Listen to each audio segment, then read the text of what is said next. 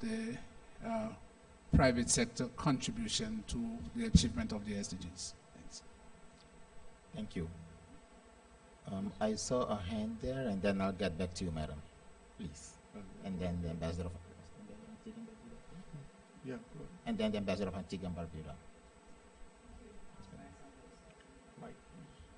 There are microphones on both sides. You're free to use them. Thank you.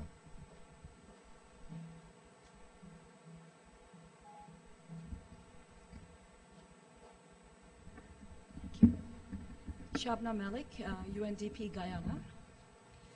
The question that I wanted to bring about is that I think we are talking about financing as one issue, but most importantly for the region, it is delivering of the financing that has been always questioned. So even if we were to have the funding, how do you deliver in a paradigm of absorptive capacity, or making a case, a business case, of some of the mechanisms that was the need for the financing?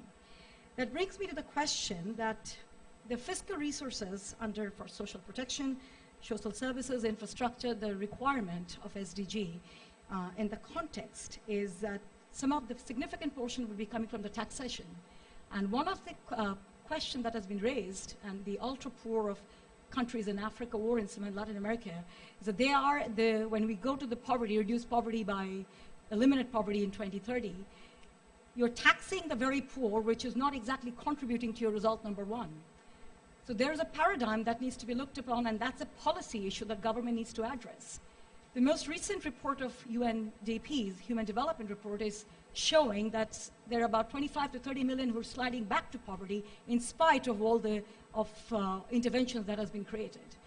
So government policies, proper fiscal policies, how do you create a paradigm of creating a social protection, social care system, so we do not slide them back? These are some of the policy issues that needs to be looked upon. It is not so much just the policy of SDG or the goal or the targets that we have signed up. And that's something that needs to be looked at in much detail than actually we're doing at this part of the world. Thank you. Yes, thank you, madam.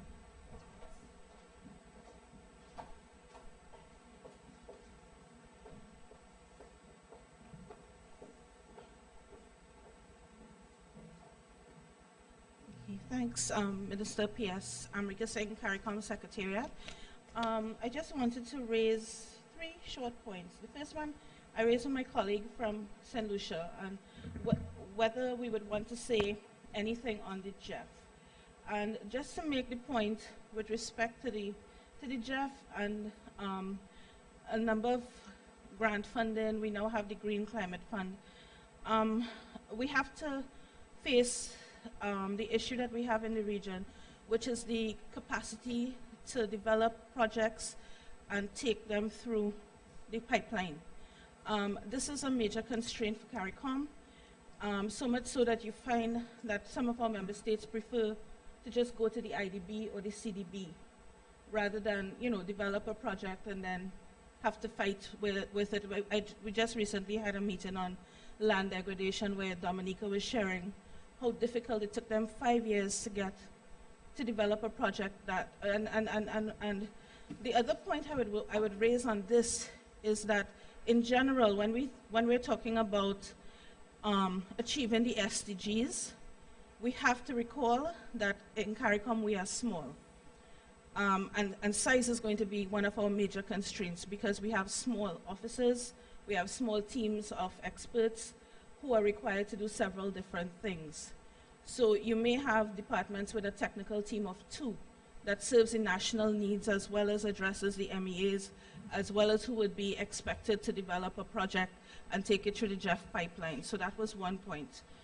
The second issue I wanted to raise was that more and more of our member states are now harnessing the diaspora. And I don't want to talk about financial contributions because that's not my area of expertise, but they're also effectively on technical assistance. I've seen it work really well in Guyana most recently, where the University of Guyana is making a very strong push to harness the diaspora in terms of developing the university and sort of pushing the university as a leader in development in the region.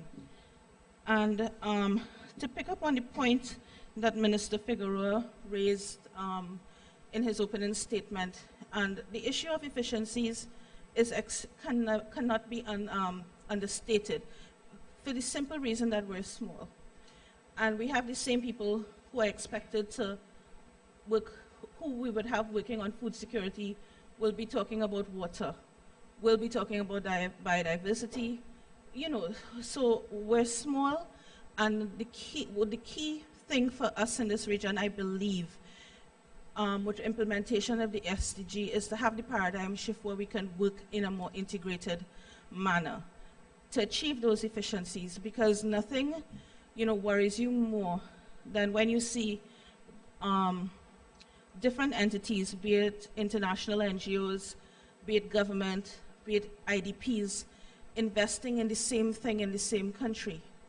For example, you know, from where we sit at CARICOM, we see this happening, especially with respect to coastal zone management.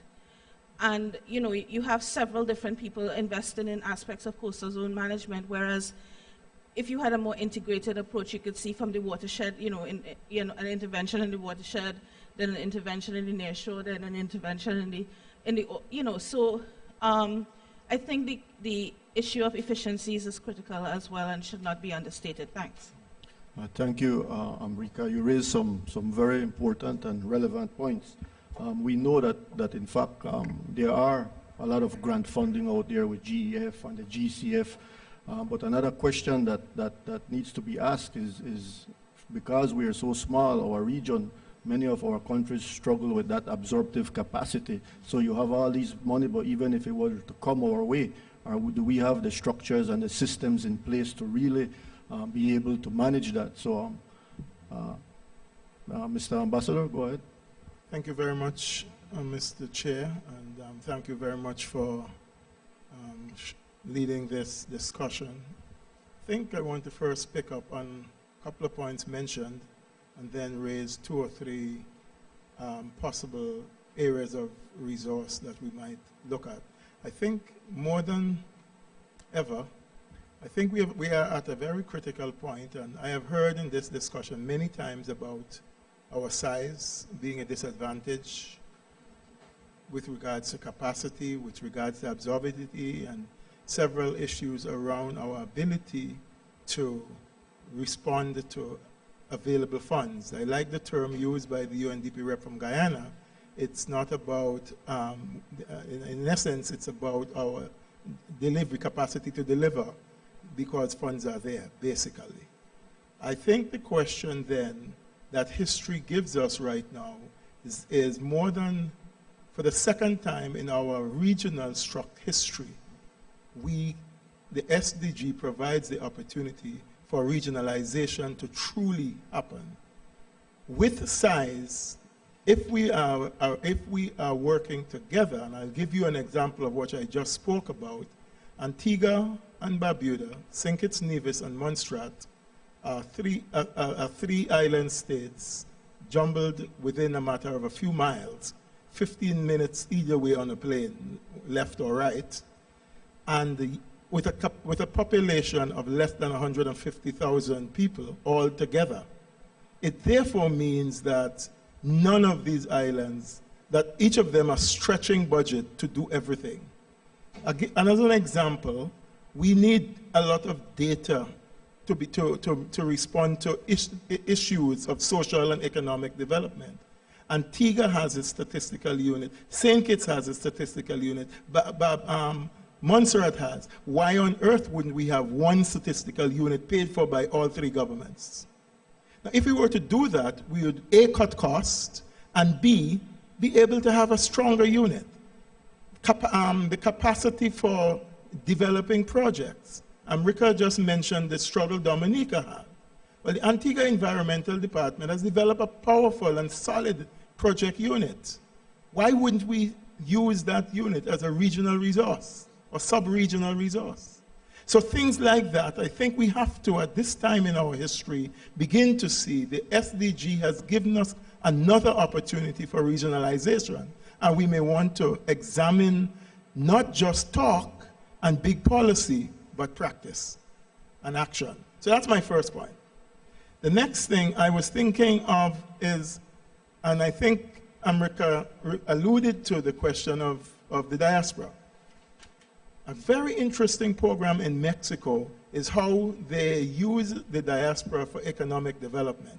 We know diaspora money, remittances comes home, and often it is used for your family. I mean, I know that myself, coming from that environment. So you use it for your family. However, it might be interested if, as government development strategy unfolds, that there be an encouragement for the diaspora to send money and government provide a program of 2-for-1. So the local government says, if you are sending money for a development project, let's say you were building some sort of business or responding to something in a community, the government will match that 2-for-1 in order that that project can better occur. So, so the government and the diaspora can come together with the community that the fund is going into to look at projects. Mexico does it 4-for-1. This might be something to explore. I thought it was fascinating when I heard about it and then read about it. Foundations. We have moved into the MIC. And I think another area that we are not exploring is the use, is how our civil society can relate better to international foundations and how they might be part of our effort towards meeting the SDGs. They are committed to the SDGs, many of these large foundations. And I know in our region we have issues, so we might very well, I believe, look at how we can access foundation funding through civil society for developmental initiatives. And I think we have to be innovative in a lot of our new thinking. Debt relief, we talked a lot yesterday about debt relief and how we can use debt relief within the innovation funding approach and to source funding for some of the projects. So I wanted to put some of those on the table and to see if we might be able to explore those further. Regionalization, how we could use the diaspora funding to expand beyond families and to respond to community development by government collaboration, how we can tap into foundation funding through using civil society as an engine and returning to that concept, and then how we can use for grant funding in order to use the present situation that we find ourselves in to strengthen regionalization by working closer together and looking at practical programs like data collection, etc., as a regional approach, not just providing the regional framework, but actually doing it under a regional unit. Thank you. Thank you, Mr. Ambassador. You raised some very important points. The first one I like very much because it points towards efficiency, you know, and the point that Amrika raised as well. And I think that as a region, we're really losing a lot of resources by being inefficient. We need to learn from each other. I mean, we have some systems and some structures in place where it shouldn't be too difficult for us to really strengthen and grow in this area.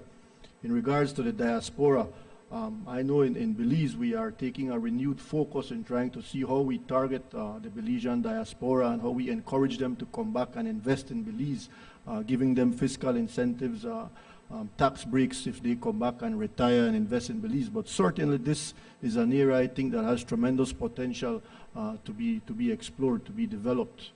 I think we have, yes, the gentleman in the back, and then, yeah. Good afternoon. My name is Cleveland Thomas, and I am with the ITU, the International Telecommunications Union. First, I want to endorse the comments of the last speaker. I think it is spot on and quite useful. The reason perhaps for taking the floor to make a few comments and or suggestions surrounding the areas of perhaps dealing with duplication as much as dealing with the whole issue of resource mobilization. The first point being that let's probably look at the internal aspect of operation before we look at regional or international. And when I talk about internal, from the ITU being the UN agency that specializes in technology, I will use an example. For many of the countries we work with, we find ourselves working with governments that have not one ministry that handles technology. Sometimes it's 3, sometimes it's 4, 5 ministries handling ICT. Unfortunately, you find situations where one ministry may be purchasing computers and another ministry is purchasing computers from the same supplier and not getting the benefit of economies of scale. And one ministry doesn't know what the other ministry is doing. And to me, if we are going to talk about regional collaboration or international collaboration, I think it would be useful to look at the internal policies, position, structure, and the oneness internally. Because if one has a challenge for oneness internally, quite naturally, you're going to have that problem externally. So I want to just really encourage a revisit of the internal structure to treat with economies of scale, cost reductions, and every good thing that comes with the kind of policies and so forth. The second point I also want to take note of is to deal with when we talk about the information and the information gathering. Unfortunately, not enough use is being made of the technology. The last speaker spoke about sharing the experiences between the different administration and different countries.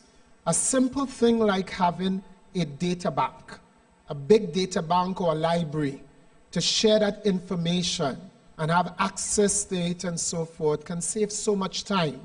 But yet to get that data bank, it's quite difficult to get agreement even in going forward. So that's something that perhaps from a regional perspective, enhancing, utilizing the technology from that perspective. I also read somewhere where CARICOM indicated that the new frontier for diversification is one in technology. In all developed countries, we know that it is ICT contribute to over 25% of a country's GDP when you bring all of it together. Unfortunately, within the developing countries and within the region, the average contribution is 1.7%. So there's a lot of room for perhaps even new source of revenue and investment. And lastly, so that I don't hog the floor too long, the information and improving the information aspect. I think what exactly we want the funds for, what are the gaps that we need to work on, that information sometimes is not all well known. And we do have to strengthen our local financial institutions as it relates to perhaps laws, regulation, incentive, and policies. We have had loads of conversation with many potential partners, but the frustration in moving forward from the financial institution, it is difficult, so that they find themselves just moving on. They have been having discussions for months upon months. They are sent from one institution to another, and to another, and to another, and they move on because the very sector in itself is one that moves quickly. So those 3 points, in terms of policy, in terms of having a data bank, and perhaps strengthening the local financial institutions as far as data gathering and treating with laws and policies might be helpful. Thank you. Yes, thank you for that. I think the point again of inefficiencies will keep coming back. What you raised about the different ministries in our countries, that I can relate to that. You know, I've seen it firsthand as I'm given different portfolios. You know, one ministry doesn't know what the other one is doing, and if we would work better, it would cost us so much less. But not only would it cost us less, it would also allow us to access more international resources that's available out there. So that's one area that perhaps and it wouldn't take too much for us to address that immediately. I think all it would take is some political will in the different countries to get to something like that. Let's go ahead. Thank you. David Smith from the Institute for Sustainable Development at the University of the West Indies. And firstly, just wanted to endorse the comments made about regionality. I think that's extremely important, that this push towards getting the goals is a very good opportunity for taking advantage of the fact that we are a region. One of the things, though, I think it might be useful to look at is some of the past lessons which we could look at, for example, in terms of accessing global environment facility funds and so on, and we've heard several of the discussions on that. But there was or were a couple of larger projects which were done at the regional level. So, for example, there was the IWCAM project, which was in about 9 or 10 different Caribbean territories, and it was a single grant which was managed by UNDP and UNEP. It might be useful to go back to that and take a look at it and see whether it was a useful model or not. Since Vincent Sweeney is somewhere in this building and he was in charge of the project at the time, it might be useful to grab hold of him and see whether or not he felt it worked, and also to talk to the countries themselves and see whether it was a model that makes sense. The other thing, though, to think about is as well, I thought the example of sharing the staff in different government agencies so that they could work with each other, even though they were in different countries, is a really excellent idea and a really good approach to regionality. Because often when we talk about regionality, we talk about creating an additional regional mechanism to get the job done. And we then run up into the problem of having to support two completely different mechanisms, a national mechanism and also financially and otherwise a regional mechanism. And maybe we should be trying to see, are there better ways of sharing staff, working together? I know it's difficult. I mean, sometimes we have difficulty working even between ministries within a country, let alone ministries in different countries. But I think that idea is a very useful one that we should try to pursue, particularly when it comes to things like developing possibly projects, and also when it comes to trying to find ways of bringing in investments to the different Caribbean countries, so that we aren't always caught up in the formality of the regional network or the regional machinery, which sometimes doesn't always move as quickly as we'd like.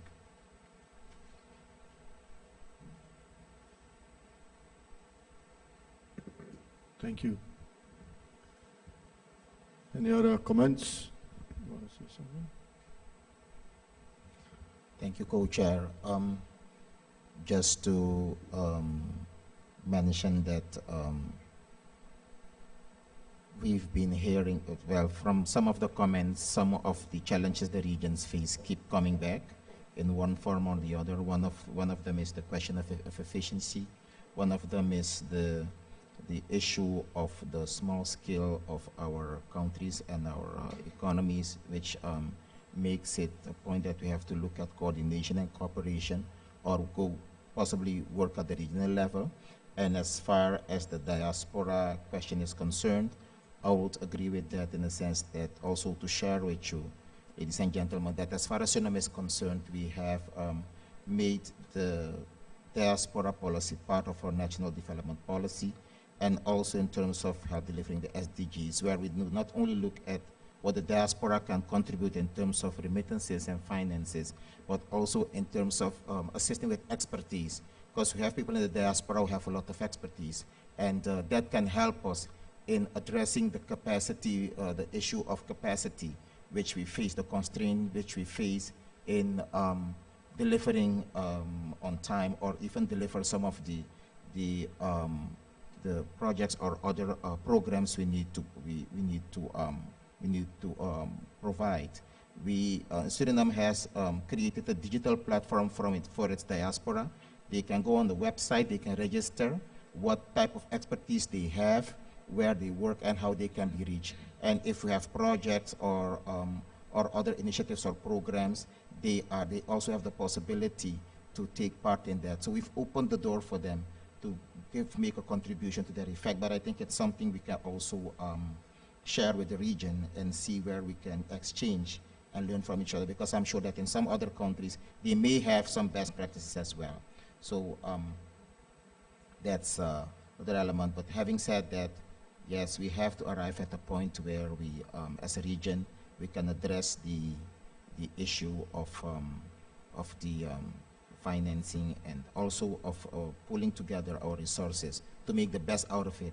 And I think we should look at the practicality of things as well. So having said that, the floor is open for further comments. One of the issues I think brought up at yesterday's panel discussion that is directly relating to how we target resources and how we attract more resources is the issue of economic diversification as well of our economies. We need to reduce our dependency on just a few goods and be able to diversify, and not only diversify but also do a lot of value-added products for our region. A lot of times we end up exporting raw materials. I can point to the case of the timber industry, where we send out huge logs, when if you would just invest a little bit more to value add these products, you would get sometimes as much as 10 times more. I don't know if there's any thoughts or any experiences in this regard from anyone in the room.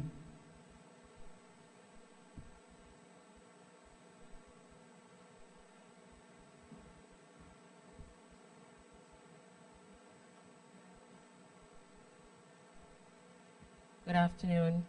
I'm from the Ministry of Tourism, Jamaica, Alicia Myers.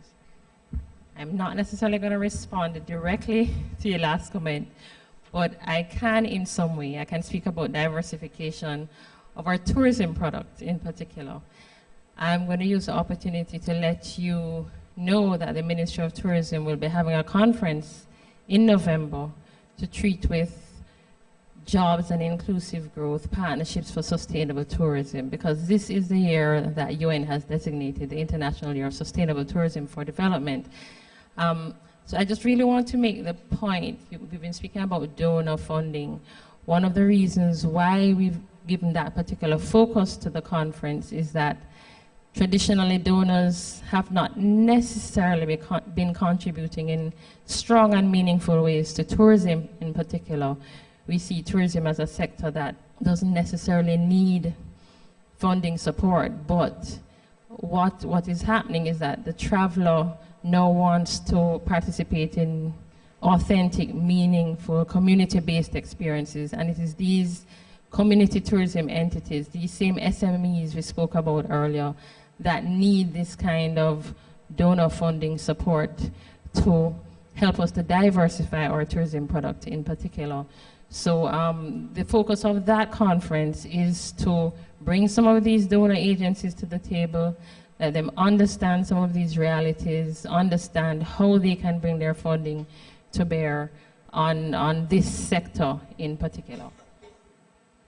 Is this a local forum that you guys are holding, or is it something that you're inviting the region? My apologies. It's an international conference. The United Nations World Tourism Organization is partnering with the government of Jamaica and the World Bank in holding this conference. We're hoping to have around 800 persons from around the world participating with us, and we'll have our donor organizations at the table as well. So it's bringing them to the table to see how we can bring resources to tourism and the value chain as well. Because one of the things our ministry is doing is looking at networks, the gastronomy network, how can we expand those value chains to communities, the health and wellness network. So outside of your traditional tourism spaces, diversifying those offerings.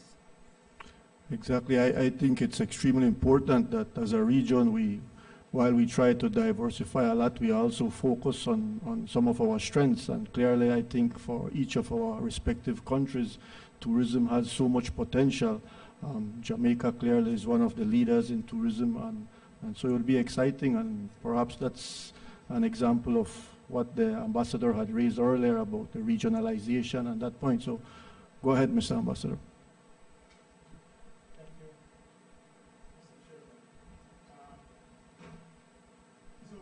Chairman. So first of all, I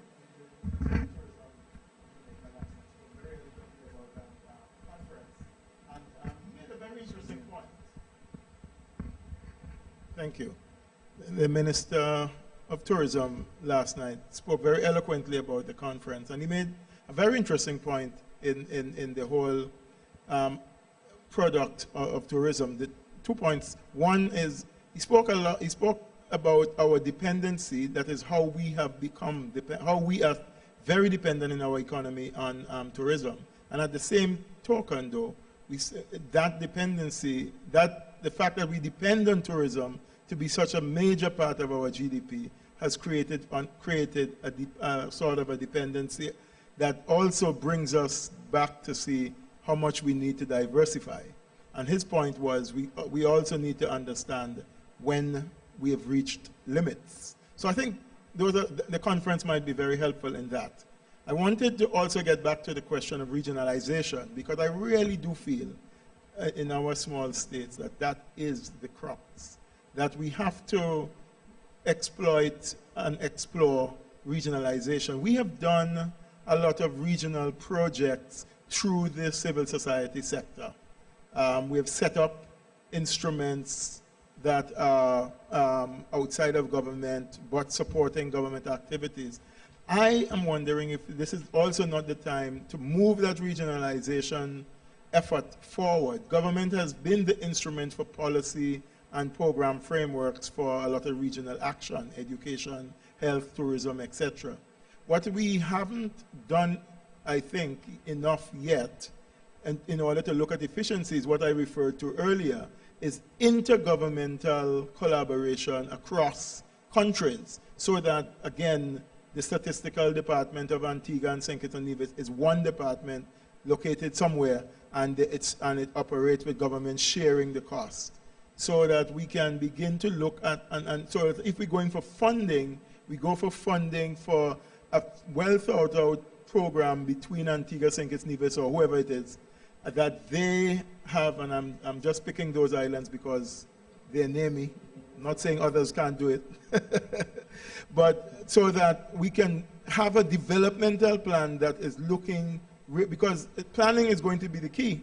And if we have a strong developmental plan that embraces all of these islands, electricity and so on, water, and we are better able, I believe, to begin to test and move regionalization from rhetoric to action, which is really where we want to go.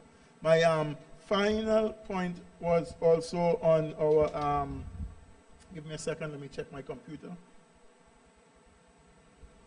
Technology. The gentleman mentioned technology. I was in one of the programs this morning, and I was amazed that we never mentioned technology, not once.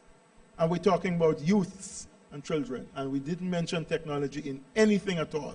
And I think that if we don't, we're either missing the boat or things are happening and government is not knowing that, because technology is the future, and we have to begin to find ways of making technology part of that diversification. Thank you. Yes, I would certainly agree with you on the issue of technology. I think when you're talking about the youths, I mean, that has got to be synonymous with them, the technology component. You want to wrap up something, Mr. Co-Chair? Yes, thank you, Mr. Co-Chair. Definitely I'll agree with the remark made by the Ambassador, I think, in Barbuda, to also turn our attention to the use of technology in the process of building this basis for resource mobilization. It's that's one element we have to pay attention to, and also look into ways of implementing that, not just at the national level, but we can pull together and also look at, if possible, as has been mentioned and suggested, inter-country cooperation. That's also a possibility. We've been working with our neighbor and sister country Guyana on a lot of areas where we've also been able to make some progress on many of the areas, which will help us in terms of the SDGs. So that is definitely an area we have to look into. And we can pay more attention to that and flesh it out also at a later stage when countries are ready to do so. So the floor remains open. Anybody has more suggestions or comments?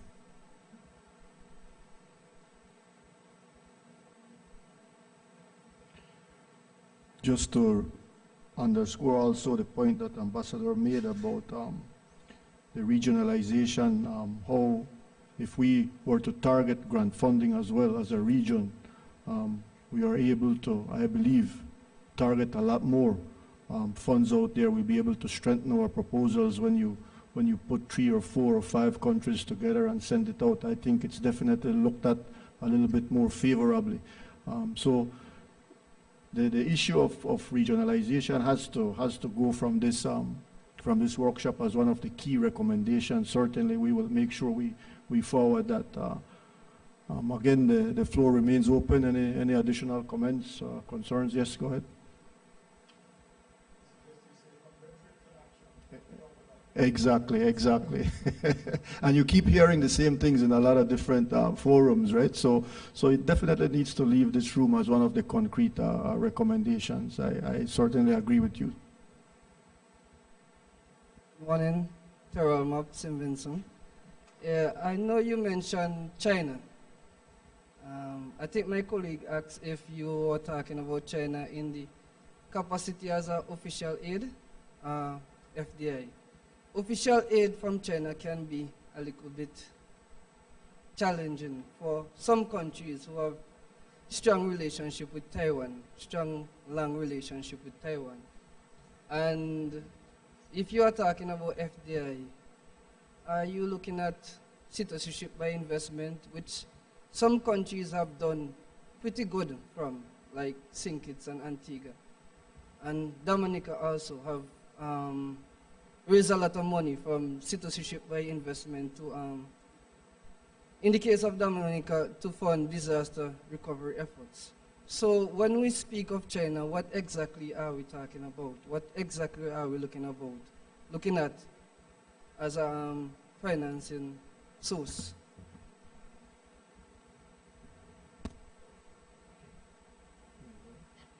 Okay, thank you. As far as the People's Republic of China is concerned, China is one of the largest, one of the countries with the largest capital base in the world, and they have the capacity for FDI and also the capacity for ODA, but definitely have some political issues which may be a constraint for certain countries because one of the conditions the People's Republic of China puts on the table is that countries who wish to cooperate with them should not recognize Taiwan or should not have any diplomatic relations with them. Once that happens, they cut off any ties with that country. So in that context, it can become a major constraint for some countries in the Caribbean. But it's a fact that China is one of the new countries or providers for ODA and FDIs on the horizon. In the case of my own country, we've been able to do very good business with them in terms of FDIs and ODA, and we keep improving. That's one of the possibilities, because I think as it is now, as has been alluded to in one of the sessions this morning, we have to look into possibilities of innovative ways for ODA, because some of the traditional partners may not be able in the short term to provide or to come to help us. So that's well, China. You can look at it both ways. They are in the process of opening 2 banks, and even countries in Europe like France and others are clamoring to become a member of that, because I think they definitely know what possibilities are there. So, but yes, there may be some challenges for certain countries in that regard. And I also mentioned this morning as a general comment, going back to that, and I mentioned it here as well, that some countries in the region have other partners which can also come to the aid of the region. One of them we had a meeting with, I think 2 years back in Istanbul, was Turkey, which also has a huge potential for ODA. at the ministerial level, we had a meeting with them in 2014. Most CARICOM ministers of foreign affairs were there, where we had the meeting, and they offered also possibilities for assistance to the CARICOM. After the meeting, I'm not sure if at the regional level any other initiative was taken to flesh it out further, but at the bilateral level, Suriname continued with them. So well, that's to expand a little bit. So yes, China has those possibilities, but the political aspects of the relationship with China is one which may become a constraint if countries are having a relationship with Taiwan. They may not be inclined to then have cooperation with those countries in the Caribbean. Yes, Honorable Minister.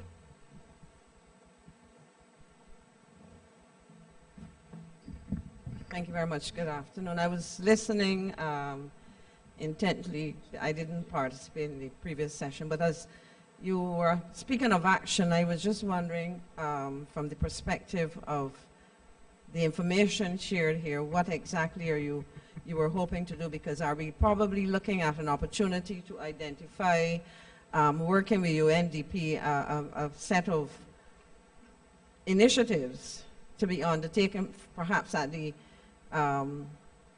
regional level or across the region at the domestic level, and pursue those, identifying perhaps some potential partners of the list that you use that are non-traditional, because I heard reference made to the to Turkey, and I know that there was a delegation of foreign ministers. We would have gone there a couple years ago, and there was supposed to be follow-up by the Secretariat.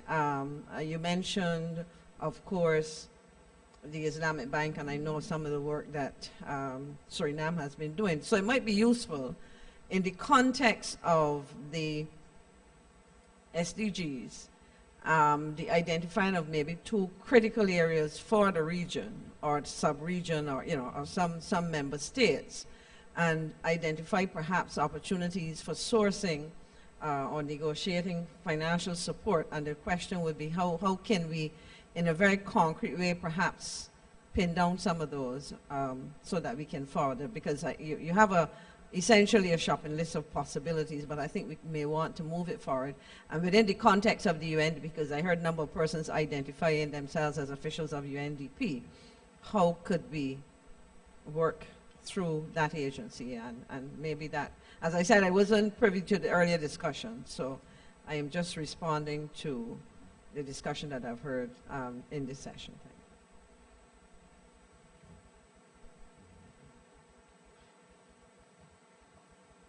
Thank you, Madam Minister. I'll take one more question, and then I'll come back to the points you've raised. Yes, Madam. Please, you have the floor.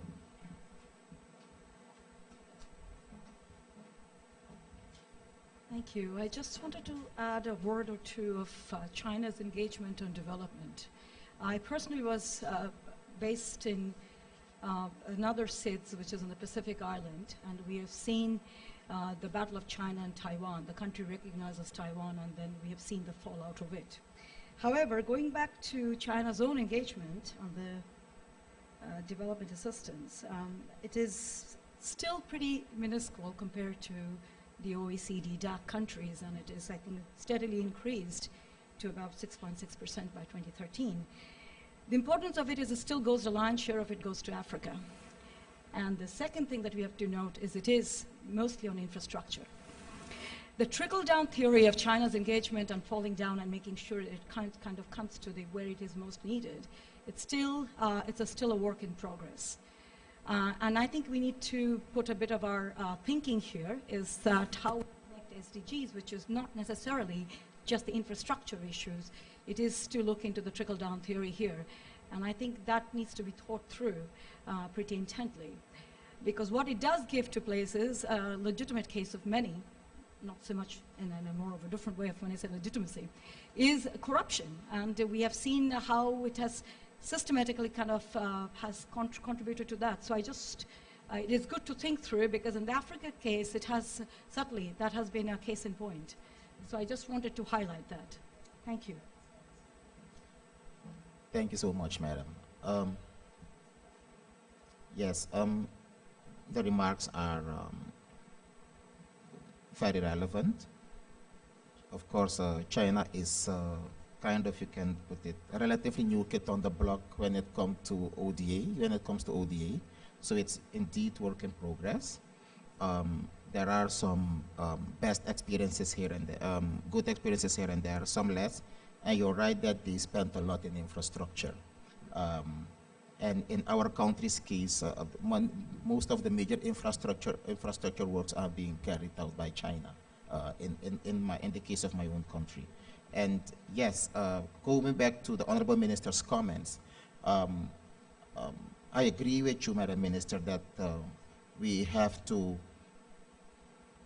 have some kind of, have to identify potential partners outside the traditional ones. We're not pushing the traditional ones away, but identify partners, potential partners outside the traditional ones, so being innovative. And then we can sit down and look at how we can approach them and whether what they offer or provide fits within our interests as a region or what we want to achieve in terms of the SDGs. And in my own country's case, we've mainstreamed the SDGs in the National Development Plan, but of course, you need to have the capacity to implement all of them, and we may not have. So we may also look into the issue of prioritization to prioritize which SDGs are more important for the region, and then connect that to the partners we identify, and then work on a shopping list, and then we can sit down with those partners and have a regional, it's kind of regional process to carry this out. And I'm sure that the region and the CARICOM Secretariat has done a lot of work already with some of those partners. I think it may only need some follow-up. As far as the IDB and other partners are concerned, the UNDP, from what I gather, has a major network and has connections with ISDB and other partners. So the UNDP should be able or in a position to assist the region in also engaging those partners. Even they're not traditional partners for us, we have no connections with them, but UNDP has the connections and has the engagement with those partners, so they may be in a position to assist. And I think the UNDP will be willing to do so if the region can put this plan together and approach the UNDP for this. And of course, something which is action-oriented and which takes also pays attention to the particular needs of countries, because countries may have niches others don't have. One thing Suriname and Guyana, for instance, have in common is that we have, for instance, the Amazon rainforest, and we have a professor at the university who has done extensive research in the area of medicinal plants and how you can turn that into business. And they've connected it to the wellness centers, which is part of our tourism industry, where people come for treatment in a luxury but traditional environment. And he made some estimates and calculations, and the result was that if we are able to develop those sectors, it can contribute $2 billion a year to our economy, to our GDP.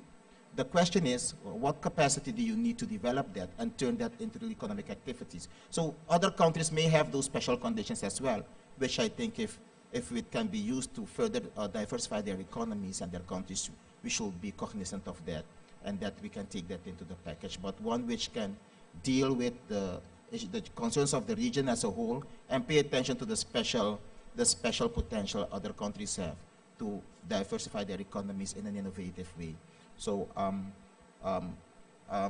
that would be my suggestion, to put that together, and then as a region we can take that further and see how far we can come, and of course engage the CARICOM Secretariat as well, because they have done some work as well on that. We only need to do for the follow-up. Thank you. And then I'll give the microphone back to my colleague.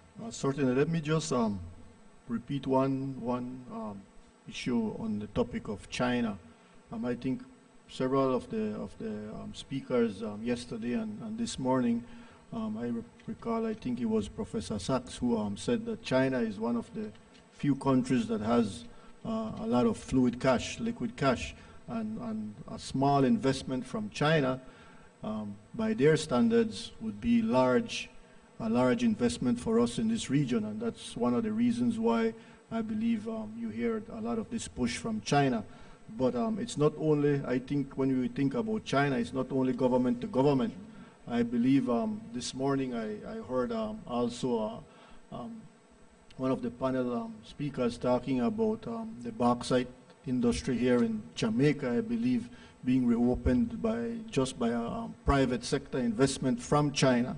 So China has a lot of private sector cash as well that we need to focus on. And again, there are some big players in China that if we are able to attract them to invest in our countries, in our region, it would be a tremendous boost for our economies.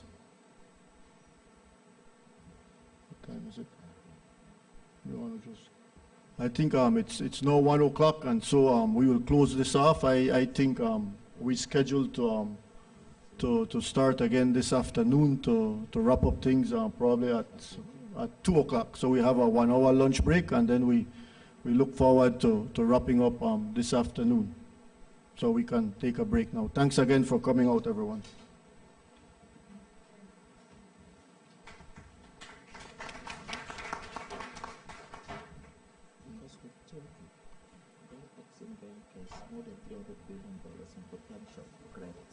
But we went once to Turkey, we never went again. Please go ahead. I'm so sorry. No, please come.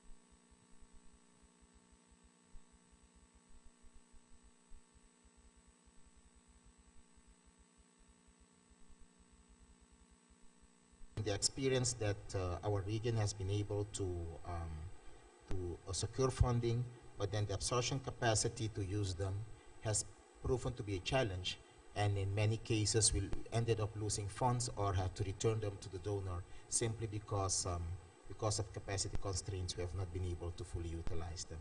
So that's one thing one issue I think the region has to look at.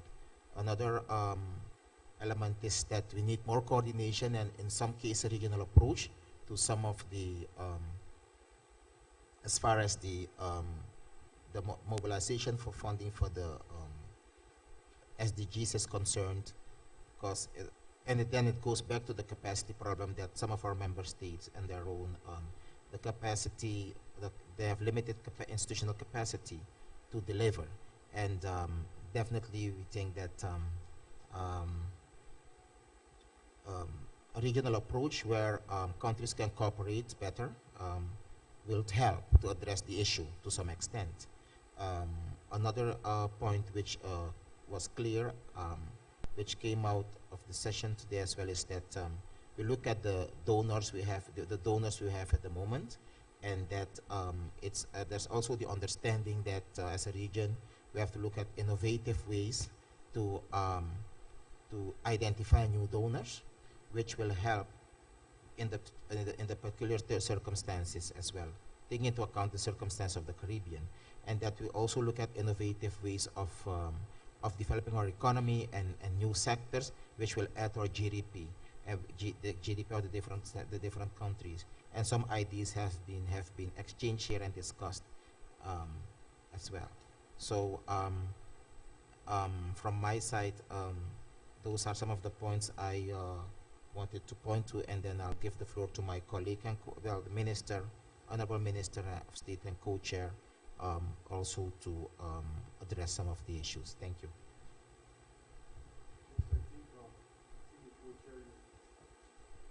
Yes, good afternoon. I think, Co-Chair, you did a comprehensive assessment of the issues discussed this morning. I think one of the overriding issues mentioned by Ambassador earlier this morning was that of moving from rhetoric to action.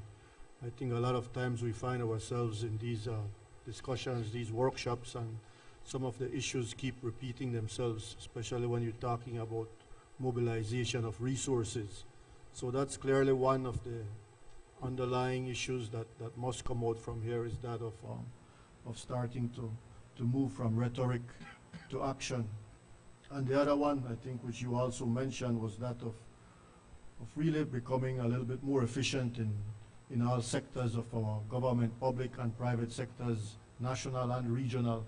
We need to aim to be better efficient, to avoid these duplication of resources, duplication of efforts.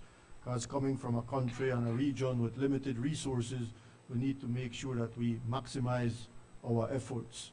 So, Co-Chair, I think you really covered everything. The purpose here this afternoon would be, of course, to continue the discussion. If we have any more comments that you guys had, or we may find a need to close a little bit early. We've exhausted a lot of the issues, I believe. So we now open the floor to get some comments from anyone. You summarize basically everything.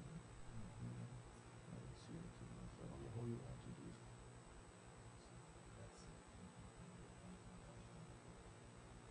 Nothing else, we opened it already. Any comments from the floor with any of the topics which the Co-Chair just mentioned? Yeah, please go ahead.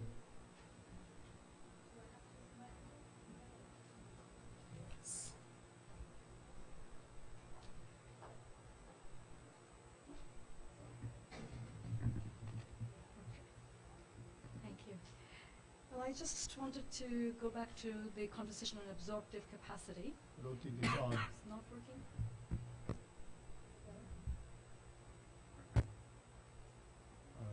Can you hear me? Yes, yes. Okay. I think I just wanted to bring about the conversation, the discussion on absorptive capacity, and some related view on how can it be done? How do we make it better? I think we understand, we have done the analysis of the problem. What can be done?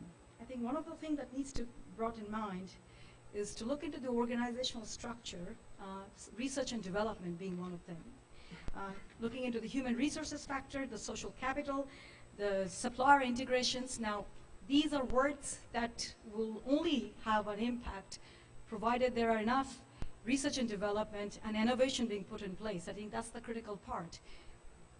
Innovation, and if you were to compare this with some of the Asian giant in economy, and looking at the comparative between, let's say, Malaysia to, let's say, Brazil, the innovation that has gone in order to make some of these countries in upward swing, they are very particular, and there are consistent effort that has been made by the respective governments.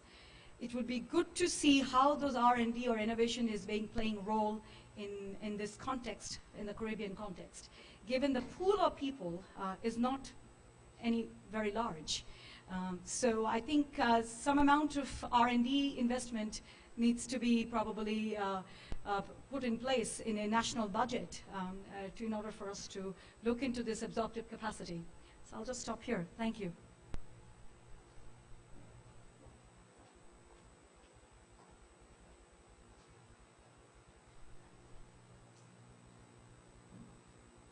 Yes, certainly a point well taken. Again, thanks for that intervention.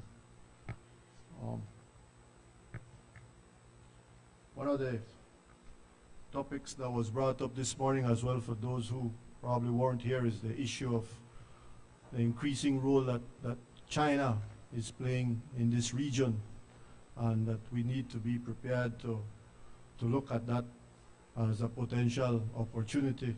But I guess we also need to really understand the diplomatic circles, so to speak, and the implications of moving in that direction. But certainly there is an angle for opportunity, both public and private investment coming from the Chinese.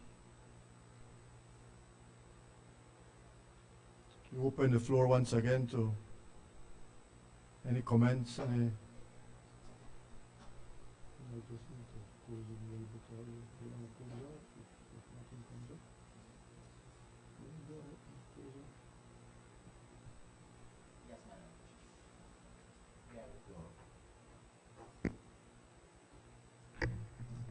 Yes, good afternoon. I am representing Diana McIntyre Pike. This is my name. Countryside Community Tourism Network, Villages as Businesses program. Now, the Chinese are coming into Jamaica with investment, and we don't have a problem in principle, but we have a problem when it is done where our own people are ignored, our own entrepreneurs, and we're having some examples of that happening. One of them is the Jamaican flag has been abused. We have a Jamaican flag that is supposed to be gold. Well, it's supposed to be green, black, and gold, and now it's green, black, and yellow because it was done by the Chinese, made by the Chinese because it's cheaper, I understand, 5 years ago, and now many of our souvenirs and so on are in yellow. So we have lost our flag in a sense. Why I bring it up is because we have started a petition about it, and we found something else out at the university rehab center.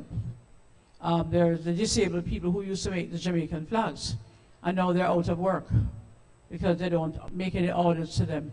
So, you know, it's all very well and good to bring investment outside in, but it needs to be done where the people will benefit and that we will be part of the project, whatever is happening. So that's an issue for us in Jamaica. Thank you. Yes, it certainly is, you know. I mean, you want investment that's meaningful and that translates into better livelihoods for our people. So certainly that is something that we need to consider as we move forward, as we look at the different options that become available for us in terms of the mobilization of resources. Yes, go ahead. Yolanda Durant McClellan from the United Nations Resident Coordinator's Office in Guyana. I think in terms of strategies and opportunities for the mix of countries that are here, as we speak of China, for example, there are ripe opportunities for our countries to sit together and strategize when we're negotiating with China, for instance, what are some of the environmental management issues in various sectors that should be considered? There are countries like Suriname, for example, that have had some successes negotiating with China. I think it's important for us to share the experiences across the region. Then we become much stronger when the Chinese approach us in terms of what they can expect from our countries in this region. And we lift the bar on everything from the color of our flags to how we negotiate partnerships in terms of percentages of our people who are to be employed, etc., in their investment companies. So I think there's a need for a sit down and strategizing session among our countries on this as well. Thank you.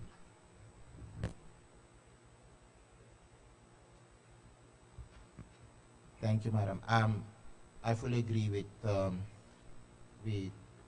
your point, and we take it. And of course, our region is one where, as a matter of fact, a lot of initiatives are being taken, but we may need to communicate and have more interface with each other so that we can share the best practices and experiences, and we can create a stronger front or a better coordinated position when countries from outside the region approaches us.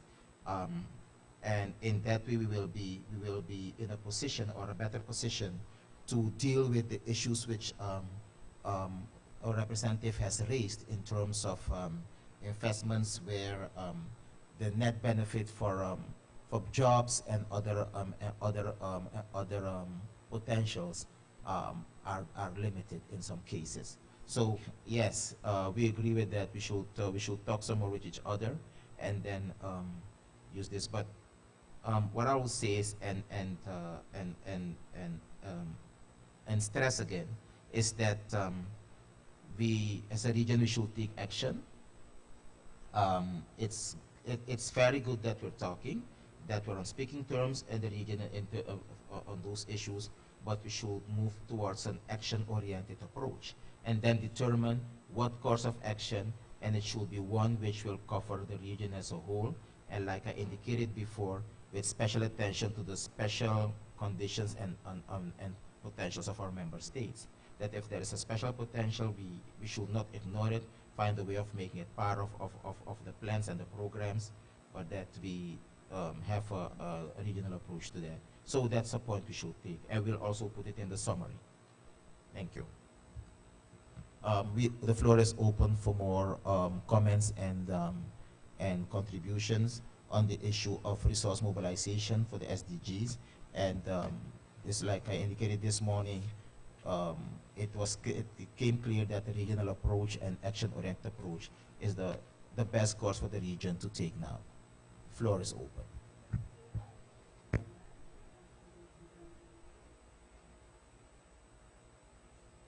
My comment basically stems around resource mobilization, especially to do with funds for projects in the region. I work in the EDF in St. Vincent, and most of our funds, of course, is from the European Development Fund. Many of these funding agencies, including the EU, have a lot of restrictions in terms of how we access the funds. Sometimes it's not always easy for us in St. Vincent, especially our suppliers or even our contractors, to access a lot of this fund, or even to contract them, because usually because of the nature of the European development procedures, we have to respect certain rules of origin or certain conditionalities. So sometimes capacity building should be considered, because many people will complain that, oh, these templates are too long and they do not understand. So when we consider resource mobilization, we must take into consideration some of the conditionalities that come with the resources and our capacity within the region as well. Yes, those are very, very good points, because the issue of, I think, absorptive capacity of our respective countries came up this morning. So even when if we were to be able to access these large grant funds, will we be able to absorb the type of funding And so the point you raise about capacity building is extremely important. A lot of these issues that are being raised are things that, like the ambassador said this morning, we really need to move from the rhetoric to action, and we need to approach a lot of these things simultaneously. I think a lot of the issues that have been raised, if we are to mobilize resources in what I believe needs to be a very timely manner, we don't have much time to waste. Some of these grant funding opportunities that are out there come with a lot of preconditions, like what you rightfully raised. Recently, we hosted the Caribbean, the GCF structured dialogue in Belize, which actually aimed to try to bring the Caribbean together, put us on the same page with GCF around the table to try to see if we can resolve some of these hurdles. But definitely, it's not only about the GCF opportunity. There's lots of other opportunities out there with some of the same challenges, so to speak. So you raised some very valid points there.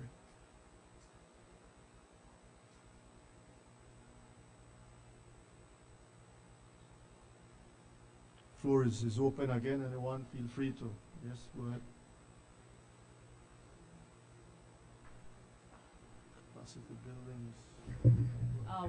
One of the burning issues that we have in the Caribbean, it was mentioned at the opening by a professor from Columbia University, is that many of our Caribbean people who are consultants, and I even have a category called community consultants, because I don't like the word stakeholders. I'm totally against it.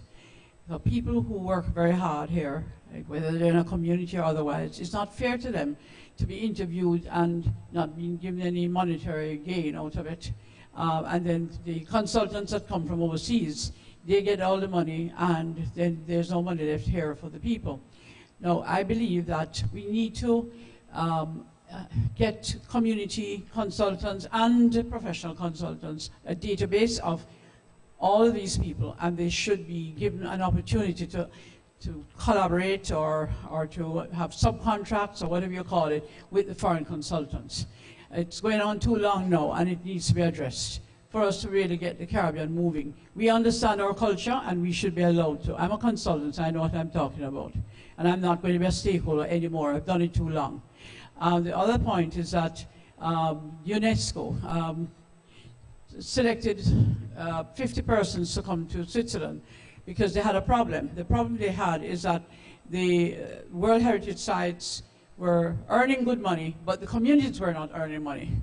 So they wanted to find out how they could bring it together.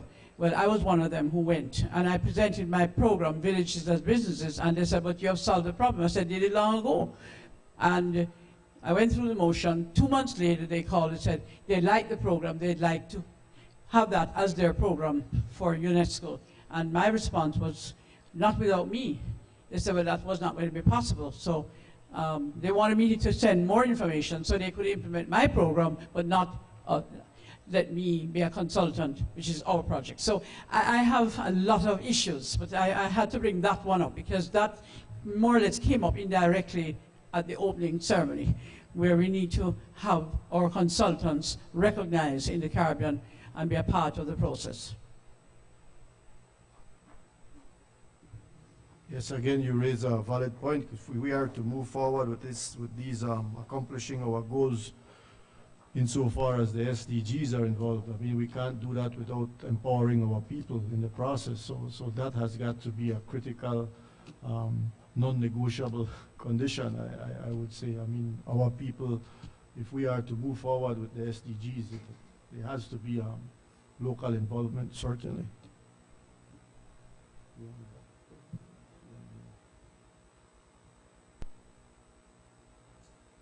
Any more contributions from the floor?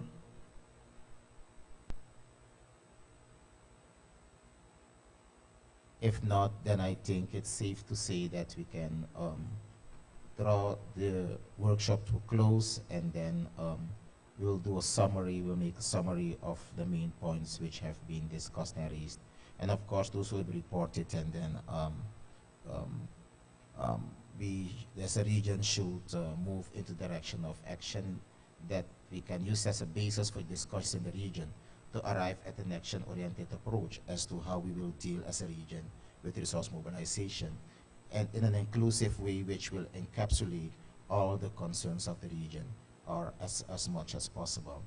Um, so before I do that, we'll leave the floor open, see if any more contributions from the floor will be here.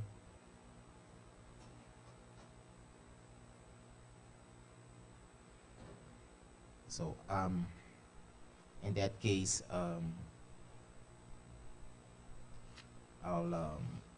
that's for me to thank you for your contribution, your participation, and then I'll ask Mr. Figueroa to summarize the points, and then we will take them back to the meeting this afternoon, which we'll have with the coordinator of the meeting, so that we can give a report on the main points which have been raised today in the workshop. Thank you. Thank you too. We'll summarize and, like co-chair says, present them later again this afternoon, so it will be open for everyone there. Thanks again for taking the time.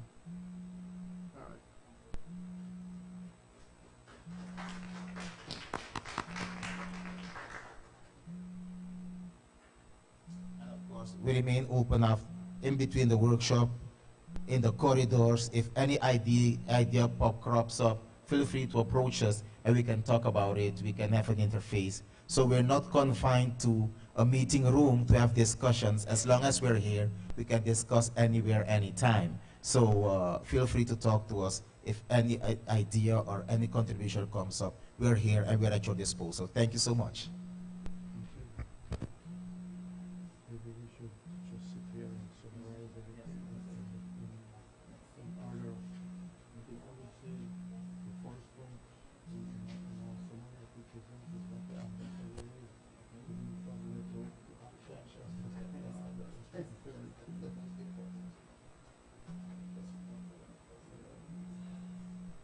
So I just put that as letter to action, that is number one. What's the underlying issues we have to get to? Was it? I don't have a card. Do you have a card?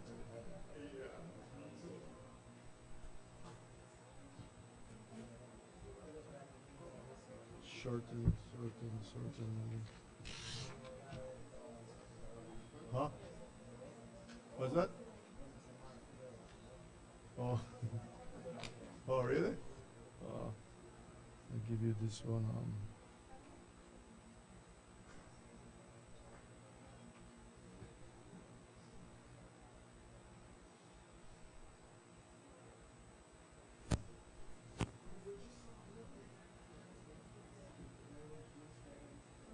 Environment, fisheries, and forestry. We have climate change as well, and sustainable development. Huh?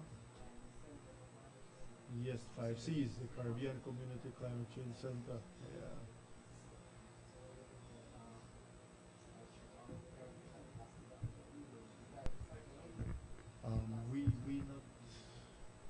We have a solid waste program that we separate them, but we haven't gotten to recycling, and we're trying to move in that direction. You know.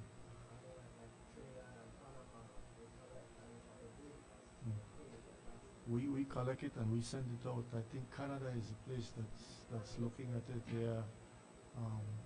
But we're starting to look closely at our solid waste program and trying to do some things instead of just having a sanitary landfill. You know, there are different options. Yes, you need to look at waste to energy. You need to look at different. It can become definitely an innovative sector in our economy. In Suriname, we are working with the French government because we're both in French. Guyana is one of our neighbors, which is partly actually French activity. So we're looking at the solid waste program where the waste can be processed, whether it's plastic or so, and it can be used for product or as a raw material for different products. We have a cross-border program with the French government where we recruit processing plants on both sides of the Maroena River in the eastern part of the country, another privileged region, which went through civil war and is still struggling to get into space with the rest of the country.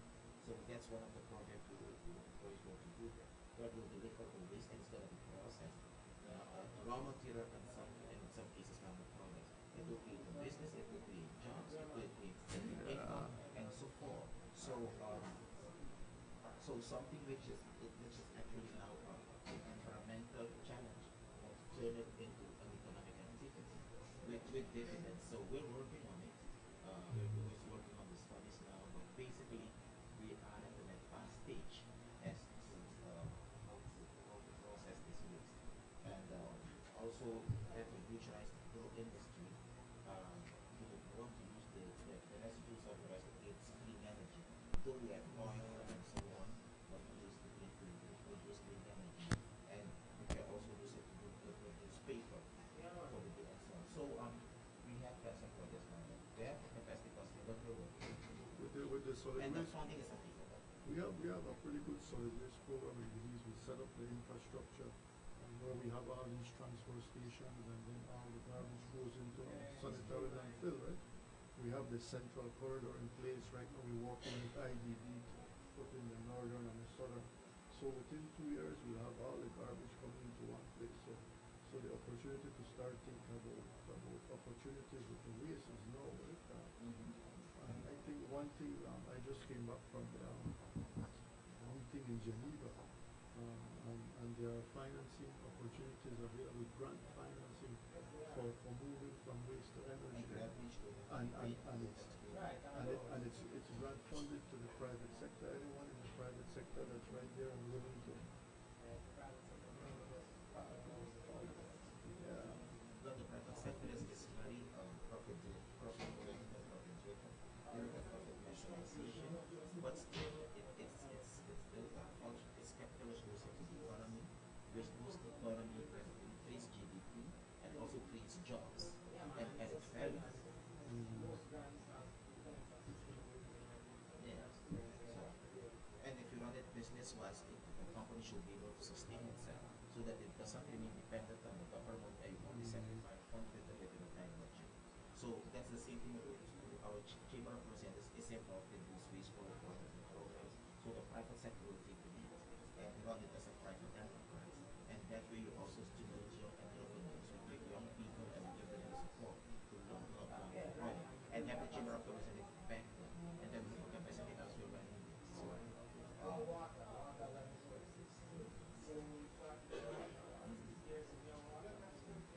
but no, Suriname has a lot of water. We are one of the countries with a huge water resource requirement. We have not in the very near future because we're part of the Amazon basin, and the Amazon basin is one of the largest, is actually the largest water, largest water system. So as far as that is concerned, Suriname is safe. We have even the capacity to export. We were working with Barbados to do a first test export supply for company, not the government. But there is so much water we can export if we organize it properly. Fresh water cannot be needed.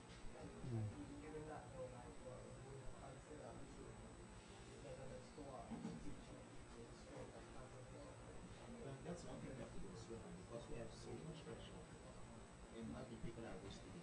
They use the water to wash their car, they use it to use it to clean the house. You don't realize how valuable it is. Right? But you have to separate it and use the fresh water because we have so much. It's people use it for everything. So that's one element we want to pay attention to. That is important. People should not be wasted because it's going to become one of the most important resources of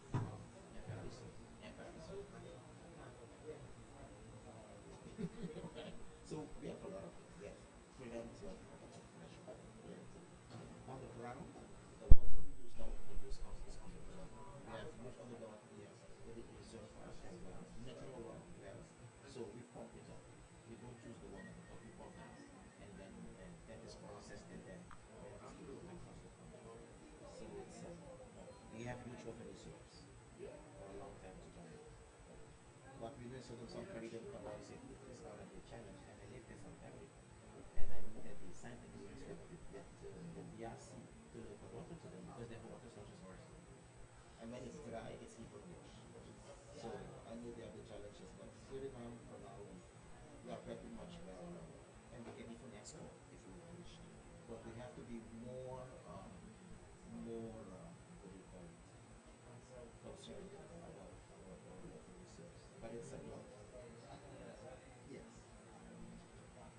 Say, Valerie. So where we going? As in, we had the rhetoric to action as the first important one, then increasing efficiency, avoiding duplication. That in itself will free up resources that go in different directions. Then what I had expanding trade, foreign direct investment, foreign aid. And then that goes into the grant funding and just increasing our own capacity, country per country and regionally to start target these fundings. Which other one do you have? But I think you already mentioned expanded trade.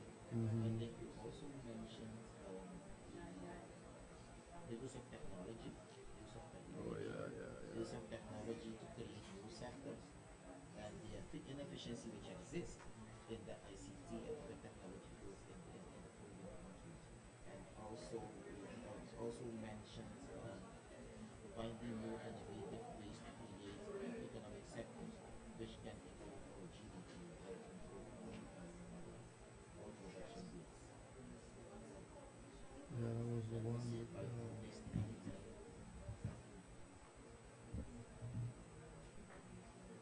So that would be like diversification of the economy, right? And in those cases, the diversification and tourism was mentioned, tourism was mentioned, technology was mentioned, I mentioned biodiversity, nature, so different, but those are just examples. The issue of China came up. Yeah, the issue of China is one of the main donors and main sources of capital. And of course, we mentioned the coordination between UNDP and other members, which are essential to support those initiatives of the Caribbean. And I think the diaspora was also mentioned. Oh yeah, that's a good one. Diaspora was mentioned.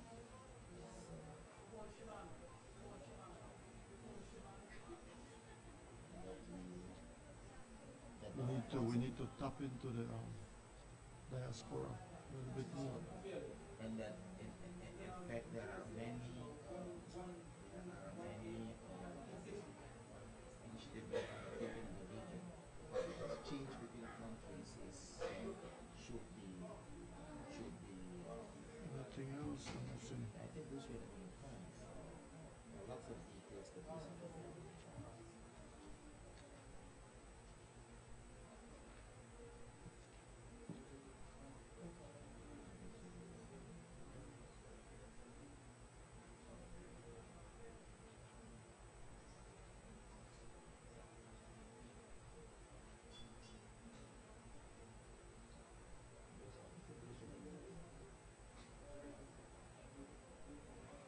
What's the next session? Was the next session before both of us?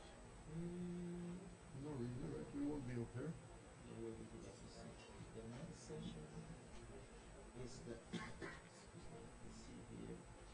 next session will be with Mr. Akmarko. This is Wednesday, Thursday.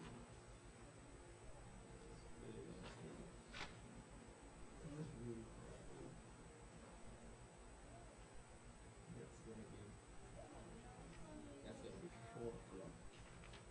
The report from the workshops and the discussion, so we have to report there. Yeah, that's one, and that's room 3. Right there, this is room 3. So we have to do that here. And then at 5:45 we have a meeting of complex and finalize the financial framework, which is a closed session. That's room 1B, but I assume that since we're delegates, we have automatically got that meeting. Yeah. We'll not do it with all the people. Do you have good notes to summarize for them when they come here? My notes are all right. Yeah, even have some details I can provide them as well.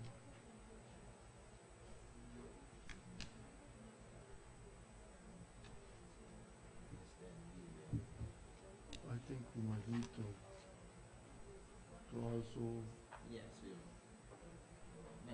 mention these points. Yes, those points will be discussed. And some of these ones that they had discussed yesterday.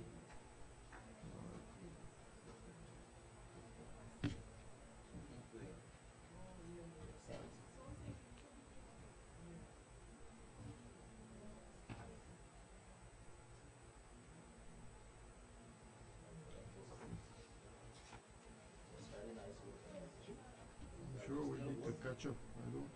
Do you have a card? Yes. I'll get in touch with you. I don't have mine here, but I suffered a lot to get this because my cards were finished and it took them a very long time to get me ones. To get me those cards, but now I have a good start. okay. So my mobile number is there. I'm on WhatsApp with this number. I'm on SMS. My emails I check them on this number. Okay. You can reach me anytime, wherever in the world I am. As long as I have responded, I can.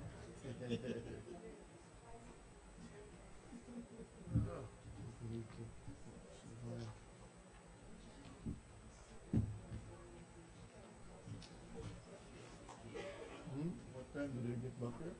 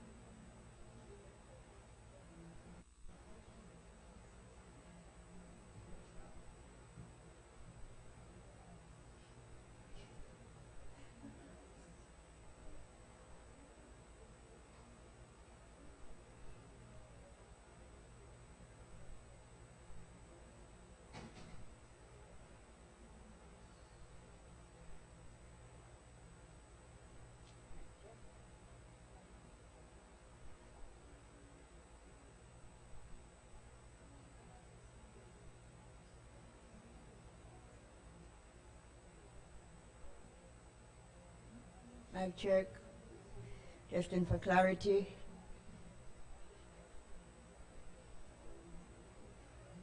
Mic check 1, 2.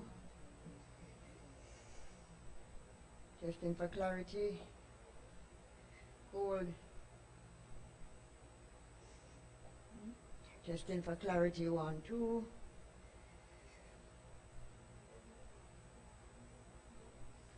1, 2. Testing for clarity.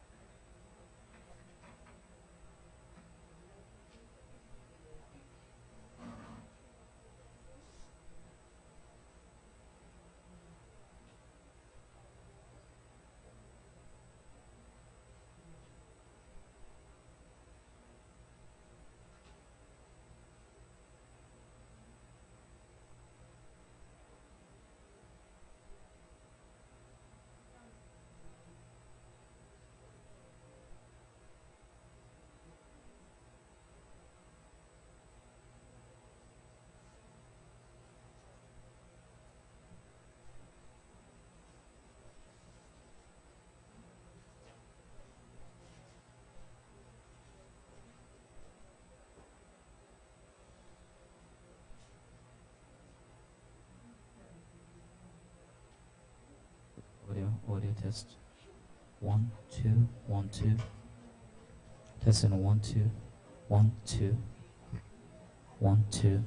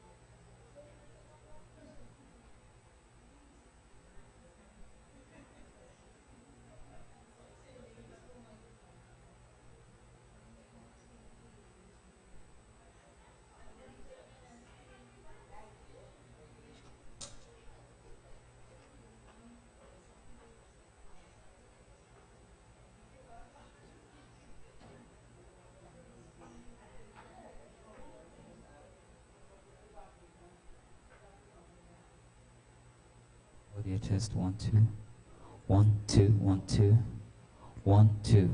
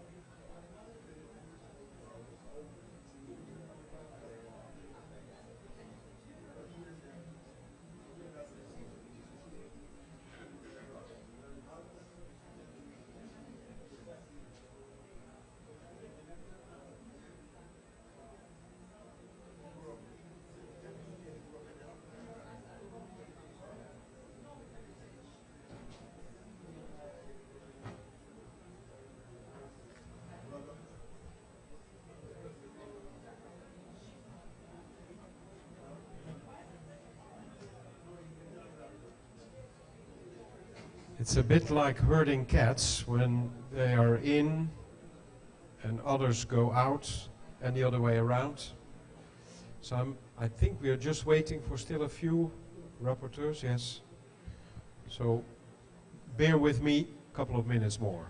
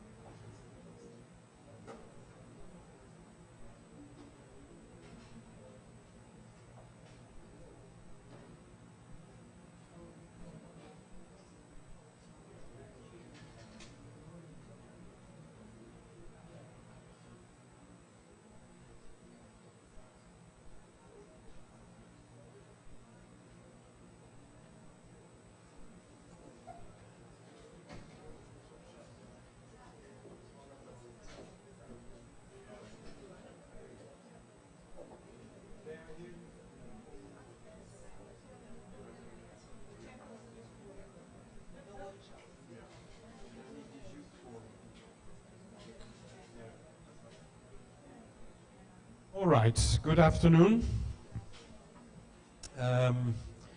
We're getting really now into the even more exciting stages of the conference, because we're going to look at what actually the outcomes are, the ideas, and how we can consider to process them into the, so to speak, end products of our meeting. Let me say from the outset that the impression is, from the feedback received from quite many people, that there is a very open atmosphere, an open exchange, a genuine interest in listening to each other, in learning. And this was certainly one of the key purposes of this meeting. Of course, it should lead to something next, and that's what we're going to try also to capture in tomorrow's session and also in the final report of the meeting, and that will certainly be fed back to you again. But I believe that a very interesting dynamic has been created yesterday and today, and no doubt will be continued tomorrow. What we're going to do now this afternoon is to hear back from the 4 workshops and from the Youth Forum. Because I believe that Youth Forum is also a very particular and remarkable feature in this meeting. And I wonder, I'm looking also at Upul, but Miss Stacey Richards-Kennedy couldn't be here during this meeting, but there are 2 rapporteurs, rapporteurs from the Youth Forum who could tell us something about what went on there. Are they here? Not or not yet? Okay, then we'll do that later. And we first go to the workshops. Let me see whether the chairs of the workshop number 1 on resource mobilization strategies. Are you here? Yes, please. So could I call upon you to give us an overview of what was discussed? Take about 10 minutes for it, or... Okay, sure. Thank you. We had, I summarized 7 points from the discussion we had this morning and into the earlier part of this afternoon. And I will invite the co-chair to really chime in if I miss any important one. First and foremost, and we're talking, of course, on the topic of mobilization of resources. The first and extremely important point that was brought up is that, in fact, we need to now start moving from rhetoric to action. A lot of times we come to these meetings and we start talking, and it's a lot of recycled ideas that come to the table. And so we really need to make an organized effort to move and to make concrete steps in the direction of moving from rhetoric to action. That was repeated over and over as the discussion went on. So I just want to highlight that as perhaps one of the single most important points. Secondly, we need to increase efficiency. By increasing efficiency, we should be able to free up a lot of human and financial resources that can be made available for to invest in other directions, and this cuts across sectors. One of the colleagues raised the point of data. In some of the countries, you have 6, 7, 8, 9 statistical departments. You're paying a lot of salaries. You have a lot of human resources that could be used more effectively, more efficiently. This happens within countries and across the regions. We need to start to learn from each other across the region. There are so many best practices from some of our Caribbean brothers, while some of our other brothers and sisters are struggling in the very same, with the very same challenges, and we could really do we could really do much more by learning from each other, and in so doing increase our efficiencies, our effectiveness, And the point was made that really the SDGs provide an excellent opportunity to really begin to address this particular issue. A third point I have listed here is expanding of trade, both foreign direct investment and foreign aid. We need to really make more concrete steps with grant funding. There's a lot of opportunities out there. Some of them are a little bit challenging. The point was made that we need to, while we need to overcome these challenges, we also need to address the absorptive capacity that many of our brothers and sisters here in the Caribbean face. So even if some of these large sums of money would become available, we would struggle to really spend the money. A lot of our participants brought up the point that, sometimes we struggle with $5, $10 million grants. We have these multilateral organizations behind us, that we're not spending the money.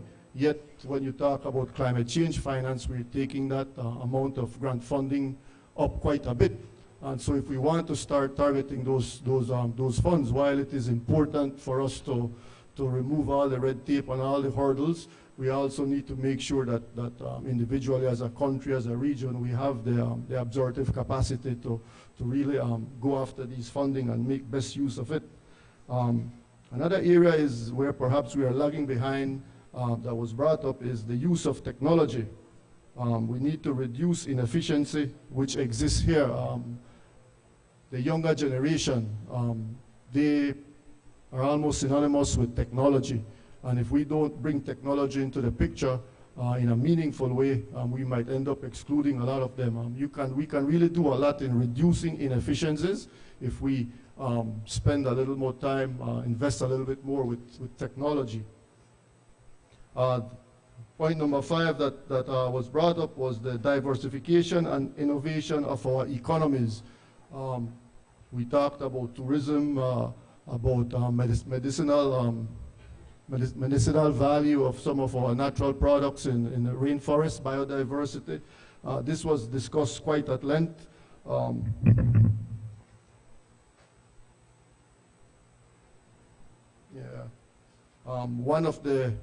One of the other issues that was brought up was China, and the fact that as a region, perhaps we need to look at China as a source of capital. There was some caveats to this that were discussed, but the issue with China cuts both ways. It's government to government, and also the private sector from China investing in our local economies.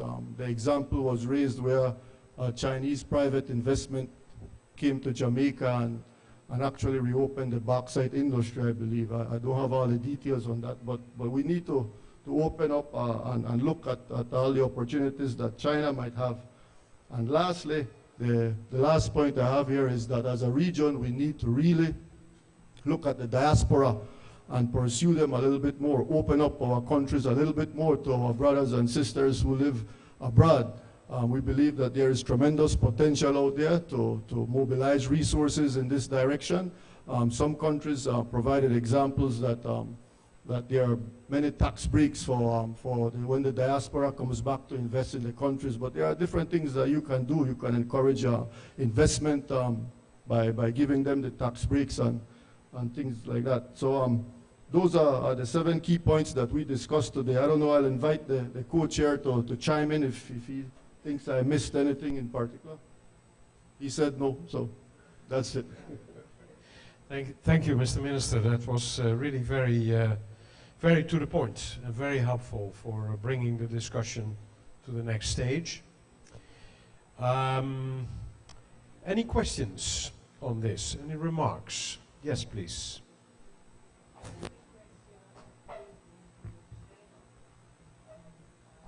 China in terms of... In the mic, please. In terms of investment in Jamaica. I mean, China is basically, well, let's put it this way, it's a public-private type of arrangement because China is still communist China. And so when you have investments in the bauxite company, technically it's China investing in the bauxite company. When they build apartments as they're doing now in the apartment complex in Jamaica, is still China's government, because the funds are actually transmitted through how their economy works, and that's what they would bring to Jamaica. So just, you know, I mean, maybe it's my perception that's different than others, but there is no real private sector China investment in Jamaica. It's a government-managed investment through private arrangements.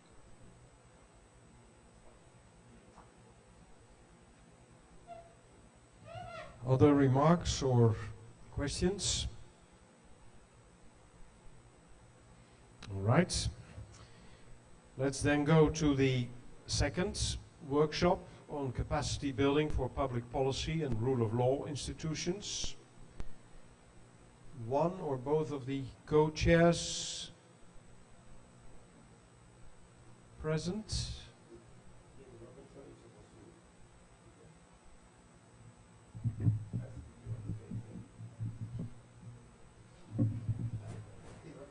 The rapporteur? The rapporteur? Who is the rapporteur?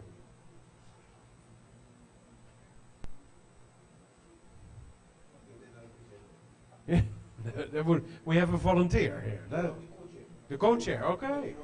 Oh, okay. Aha. The rapporteur is not here.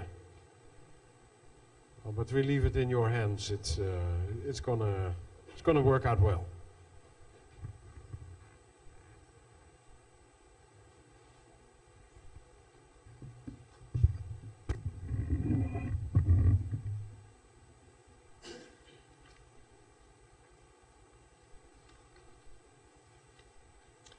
So we looked at capacity building for public policy and the rule of law institution.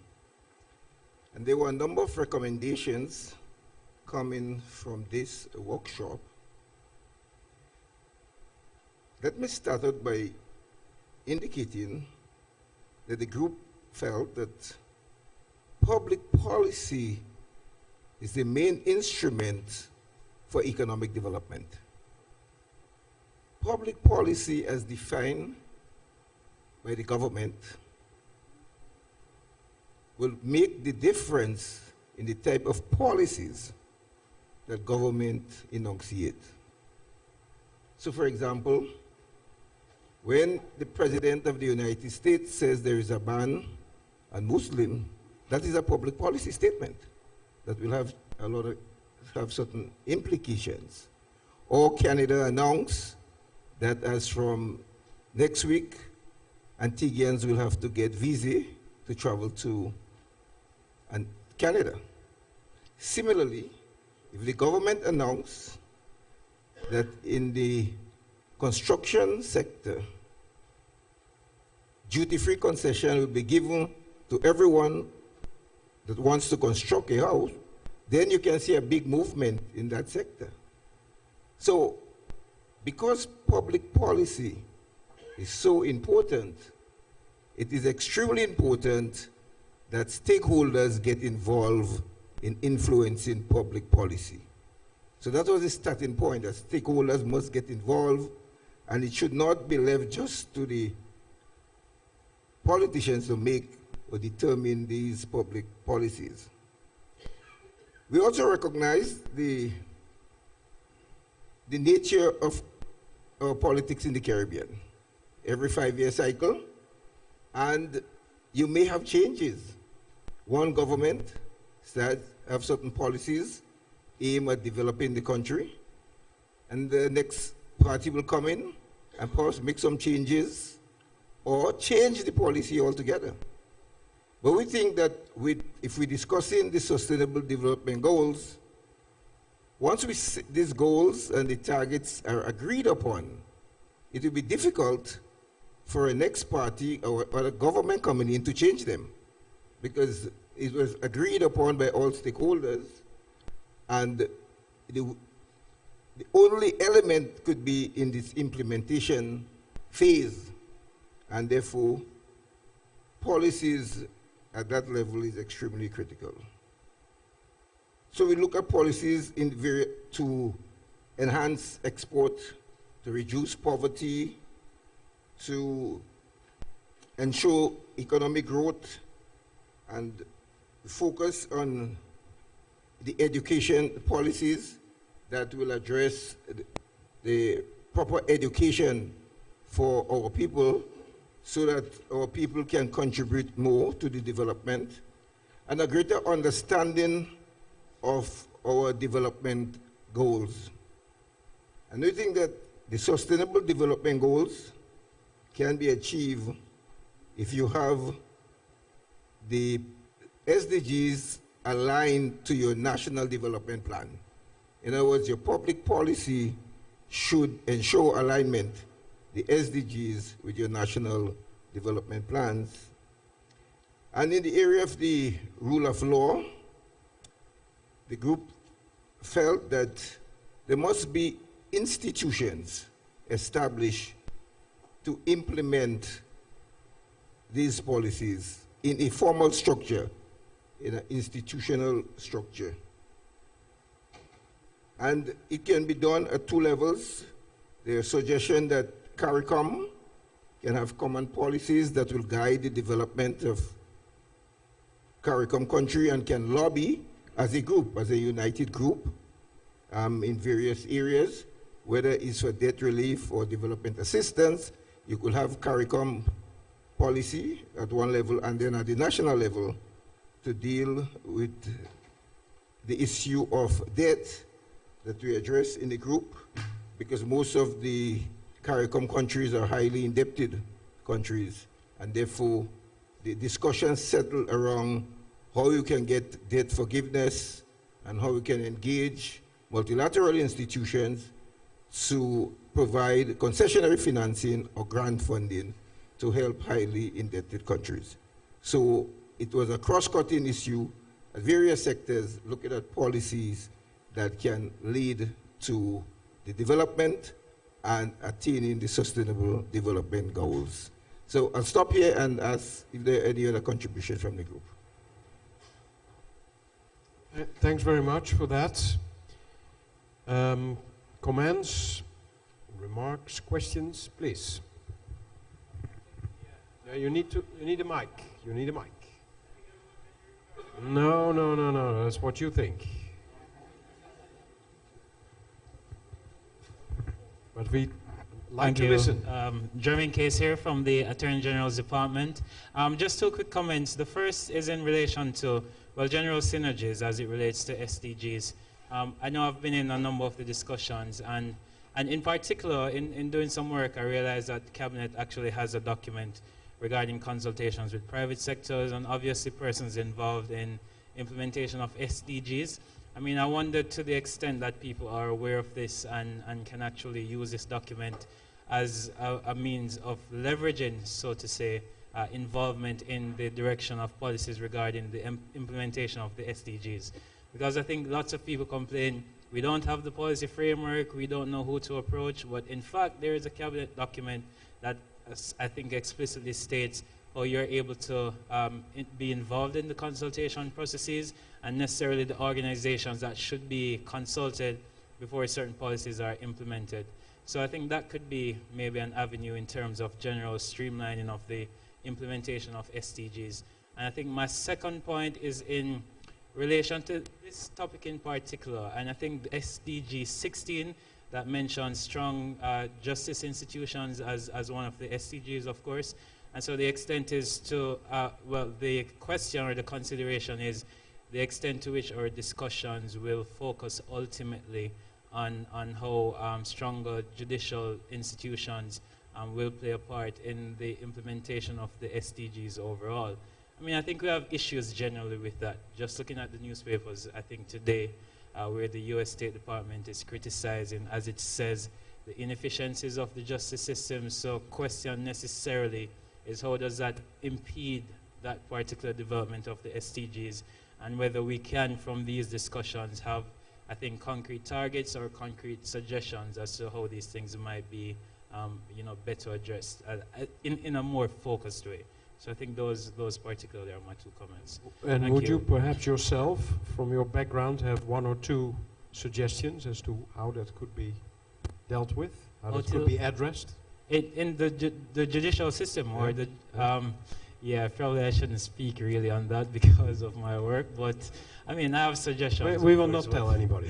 Go again? We will not tell anybody. Oh, no, on the record. We can talk after this. But I think there are lots of suggestions, of course. But I think in terms of just having a focused discussion on that, because now this particular focus group is focused on, I think, justice or judicial institutions and, of course, the rule of law. And I know, for example, that's been the subject of, well, very high-level discussions. Also, whether this could feed back to that, because in October as well, there will be the Commonwealth, I think, heads of government meeting in the Bahamas, and the rule of law, generally speaking, is a big topic for discussion. So in terms of streamlining everything here and ensuring that there is greater connectivity, you know, I think hopefully our outcomes from this conference, you know, will be able to feed to that level in a sense. Good, thank you. Okay, thank you very much. Who more for questions or remarks on the capacity building challenges in the public policy domain? All right. Then we move to workshop number 3, strengthening civil society engagement. 2 co-chairs there. Are they here? The civil society engagement. Alison Drayton and Miss Lynette Vessel. No one here? Are they engaging with civil society maybe outside this room? Okay, let's see. Is there a rapporteur of that group? Yes. Good afternoon, everyone. Well, my session covered a variety of things, and we went into detail and as practical as we possibly could.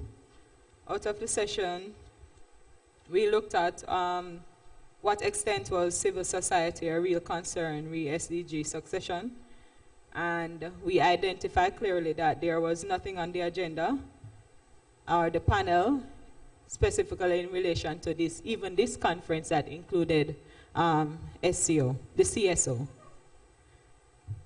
Civil society groups are not governmental, and as such, they are sidelined.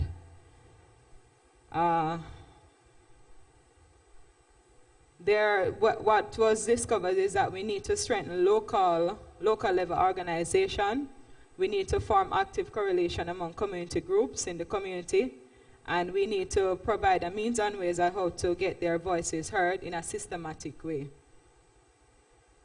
It was identified that there should be a policy that makes participation of the civil society mandatory.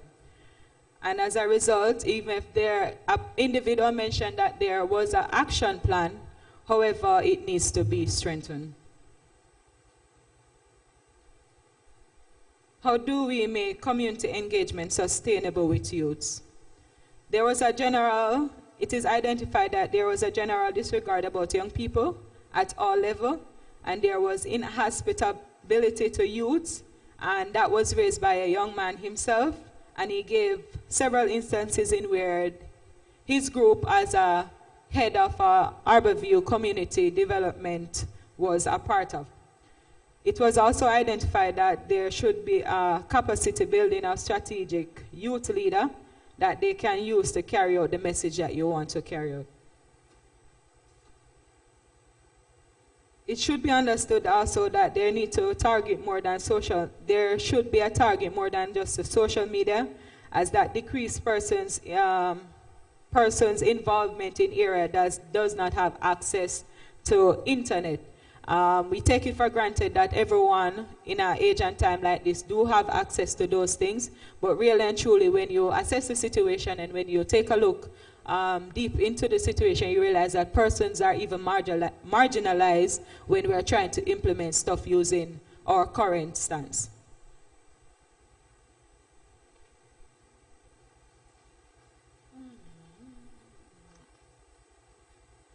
So how do we measure youth involvement?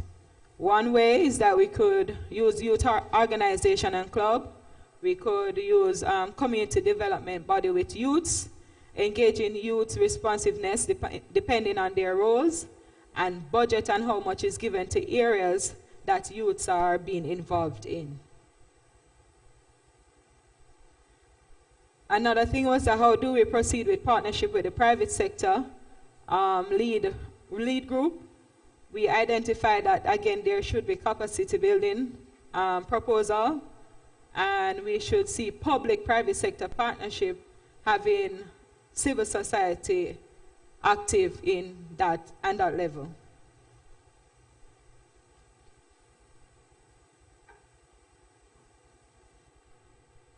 It was also identified that the relationship between the state and civil society organization is a result of turfism, and that keep them apart from making it less possible to gain partnership. You know, we also realize that turfism is a resource constraint and lack of succession planning and not involving the youth.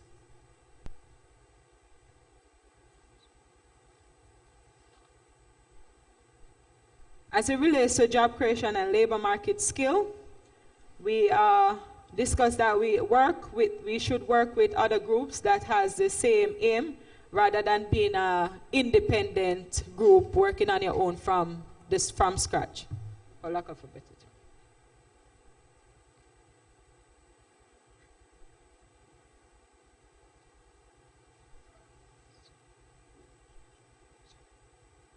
All right, so the resource constraint, it was evident in the discussion that there is a resource constraint as it relates to job creation, and it is suggested that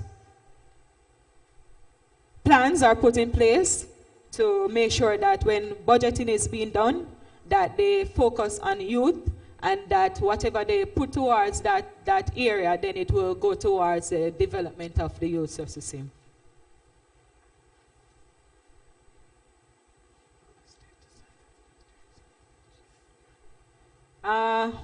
We also recognize that the CSO need a legal status, and without that, they are exempt from getting grants because there are specific requirements, specific standards that need to be met, and without the same, then they will not be able to access the different benefits accordingly. I must report also that in the first part of our session that there was a number of 27 women to 8 men, and in the second part there was 9 men to 9 women. If my chairperson would want to add anything else? Thank you. Thank you very much. I think there's a very powerful points actually that you presented here, and very interesting to see how that could be followed up. Questions or remarks? Yes, please.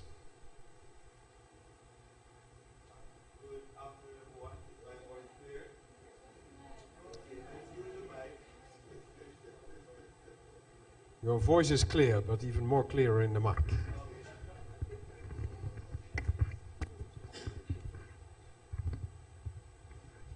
Okay, good afternoon, everyone. My name is Tijani Christian. I'm the chairperson of the Caribbean Regional Youth Council. And that is the session that I was in, and I just wanted to underscore something that the rapporteur said as it relates to the engagement of civil society. What we've had over the number of years in terms of civil society engagement, it's by consultation, of course. We know that is a new approach in terms of public management, in terms of using a multi-sectoral approach, getting different key stakeholders in. But what we've noticed is that unless there is an economic value to CSO really being in the room, then you're not really invited to the room. And so, unless something has, and this is not, and when I say CSO, whether it be youth, vulnerable community, whatever it may be, unless there is a targeted intervention that you are required, it's needed, then you're not necessarily invited in the space. And so, we are saying that moving forward, it is critical that a framework is placed down or a policy document that says that in moving forward, any policy decision or anything that relates to the public interest, because CSO represents public concerns and public demands. It is reflecting the people. So how can you exclude the group that has the public interest at heart? Yes, we know government is there to make decisions. However, for the average man on the street or anybody there, those targeted groups are the first point of contact, whether they're on the community level or the subnational level. And so we're saying, going forward, not just in Jamaica, any Caribbean country, there needs to be a policy document that says that moving from the step as brainstorming, design to policy, green paper and white paper, there must be an engagement with CSO, not by invitation, but something that is mandatory. Thank you.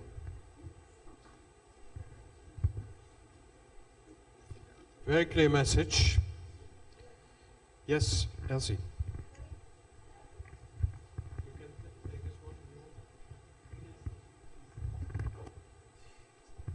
No, very quickly, just something that this young man mentioned.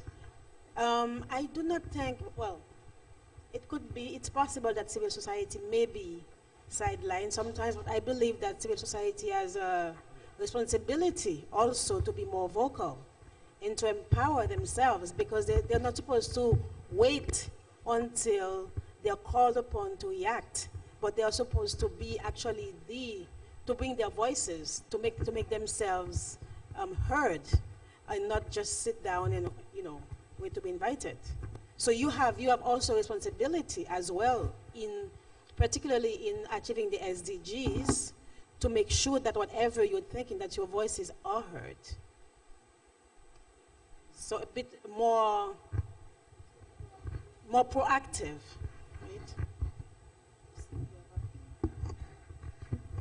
right? You want to say something? Sure, thank you. Yeah, oh, sorry. Yeah, go ahead, Mr. Yes. Thank you. So I'll make a couple of comments. So firstly, I think I underscore what the last speaker said in terms of civil society is not waiting on government. By nature of the organization of civil society, it is that you are very proactive about whatever action. Civil society played a very important role in the development of the SDGs at the United Nations. So having the voice of civil society at the local level is going to be critical in moving forward within the SDGs. I was also wondering how many civil society organizations in the region are members of ECOSOC at the United Nations. That too might be something we might look into.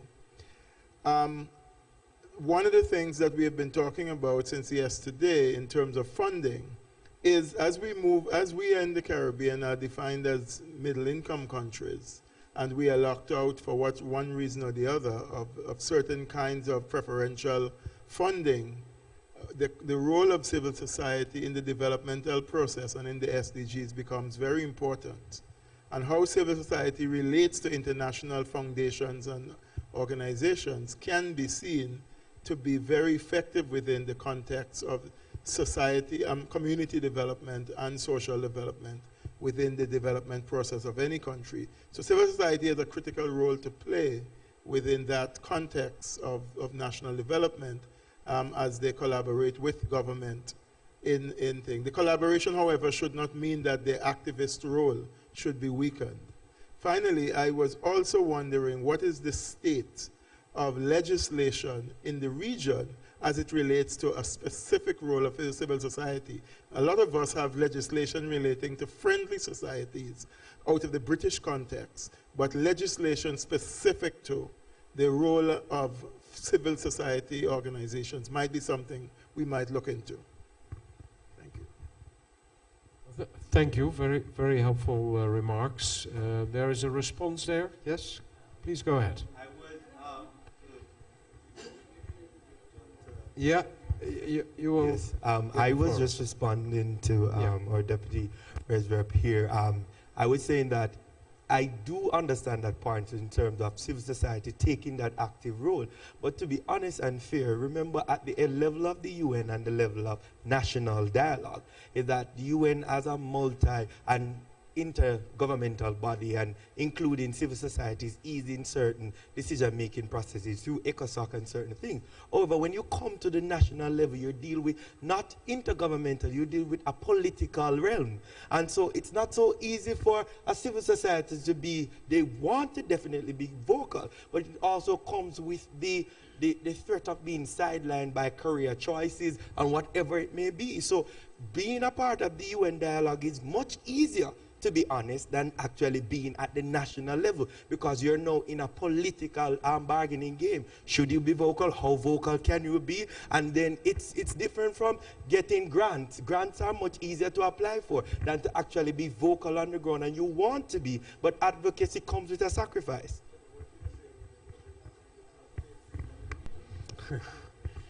There's a request for the floor. Yes, please.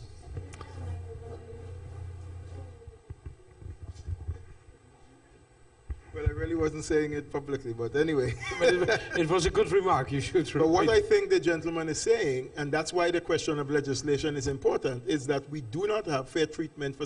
If you are afraid to speak, then there's a human rights issue, and that's what you're saying. Next speaker, please.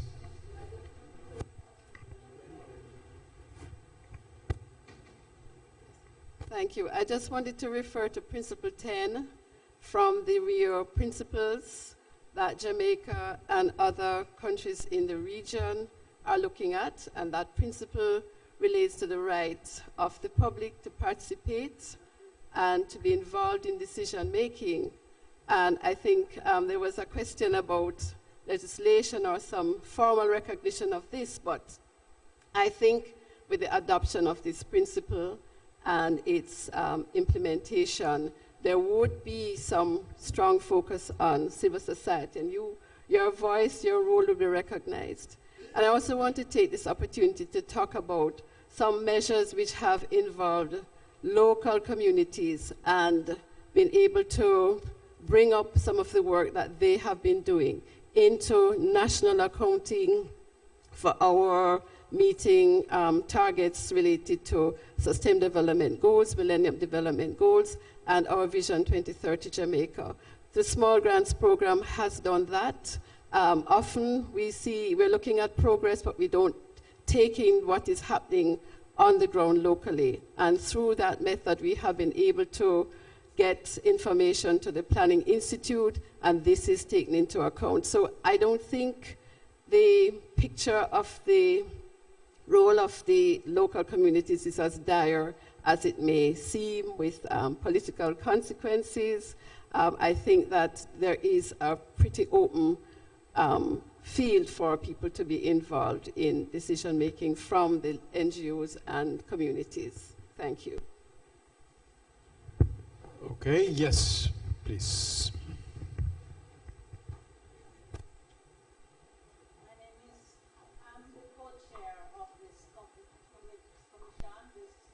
Please, the mic is not on, I think.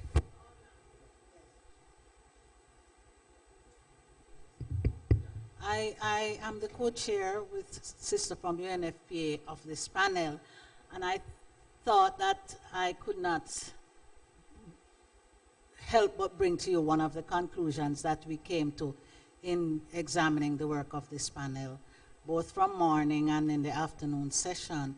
And that is, although we are aware that civil society is so deeply engaged in people's lives on a day-to-day basis around all the issues that we face, of poverty and underdevelopment and all of it, it surprised us that the issues of the differential impact of development on men and women did not come from civil society.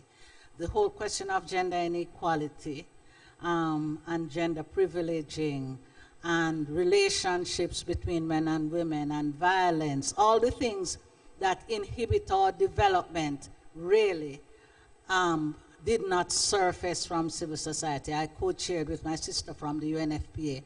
And our conclusion is that we should bring to this conference that there clearly is a big gap in terms of addressing the total SDG agenda, because Goal 5 is very clear that we have to address gender equality and the empowerment of women and girls as a fundamental principle if we really want to shift the ground for development for women, men, boys, and girls. Thank you. Very important observation, I believe. Other remarks or comments? If not, then we can go to the fourth workshop, Building the Evidence Base for Policy. Who could I give the floor on this? Please.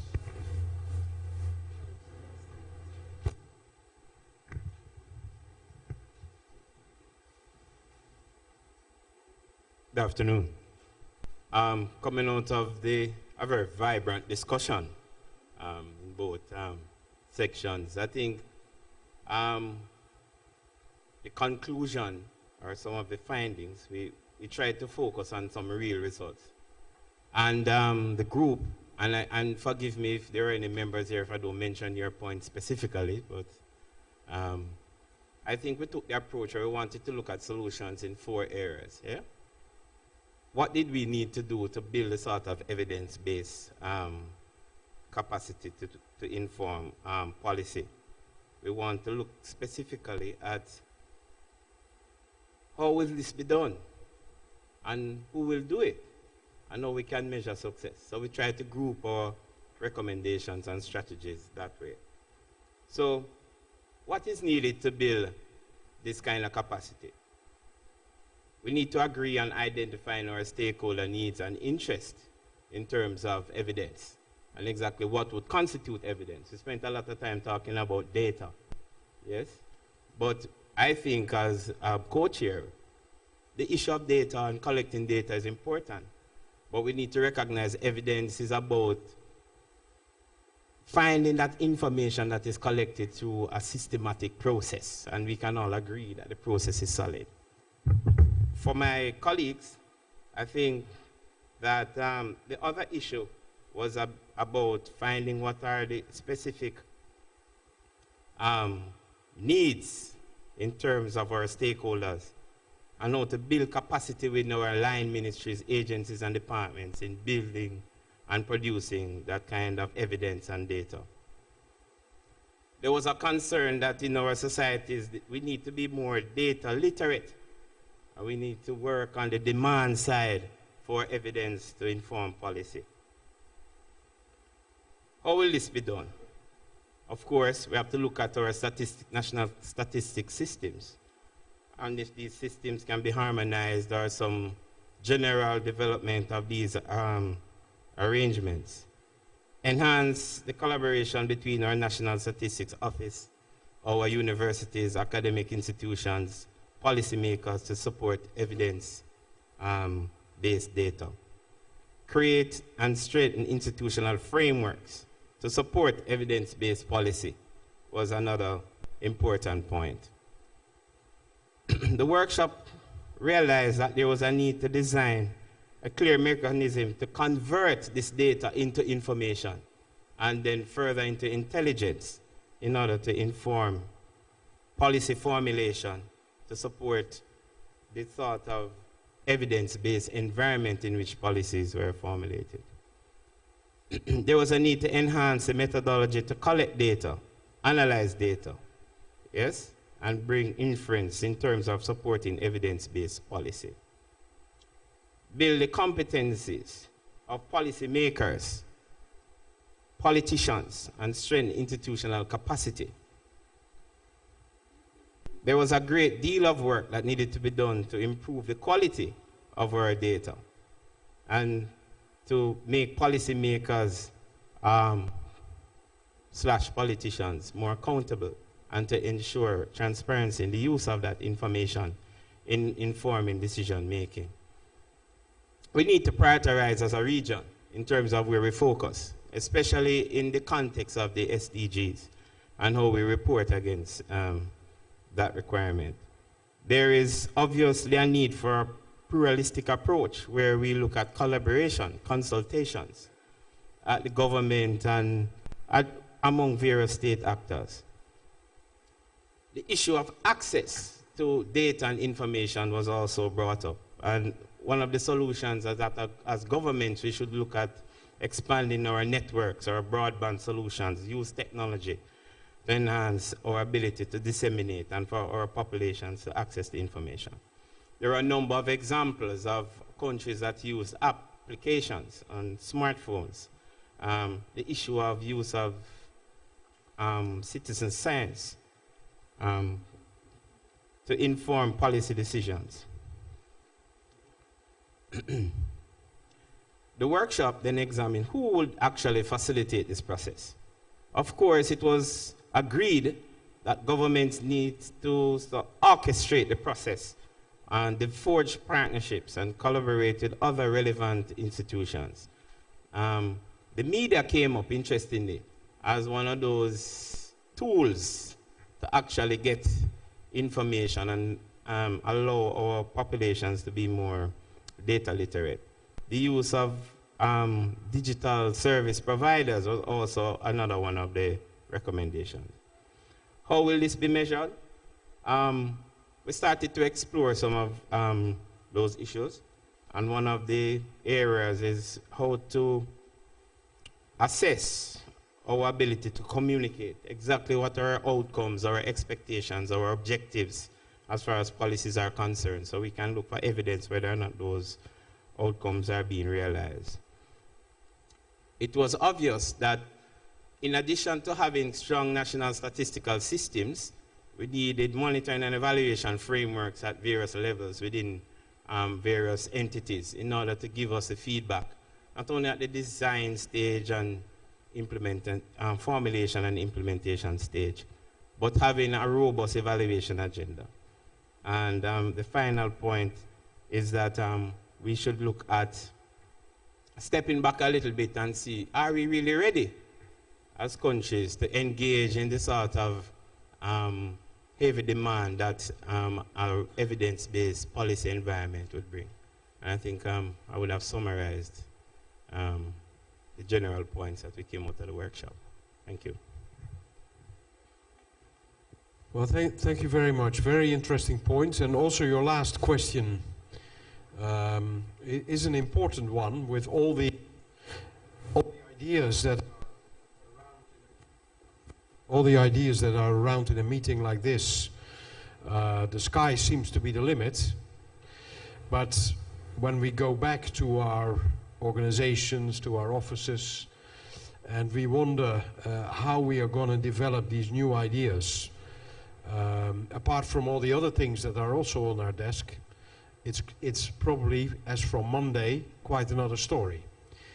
So one of the things I think would also be important, and I hope that I can say something about that also tomorrow, is that we definitely benefit from the exchange of ideas that is around here, that is also being broadcasted via YouTube and other channels, but that we also have to try to say sincere as to what the real priorities are and what is doable. So not only what is actionable, but also what is doable in terms of what we can master.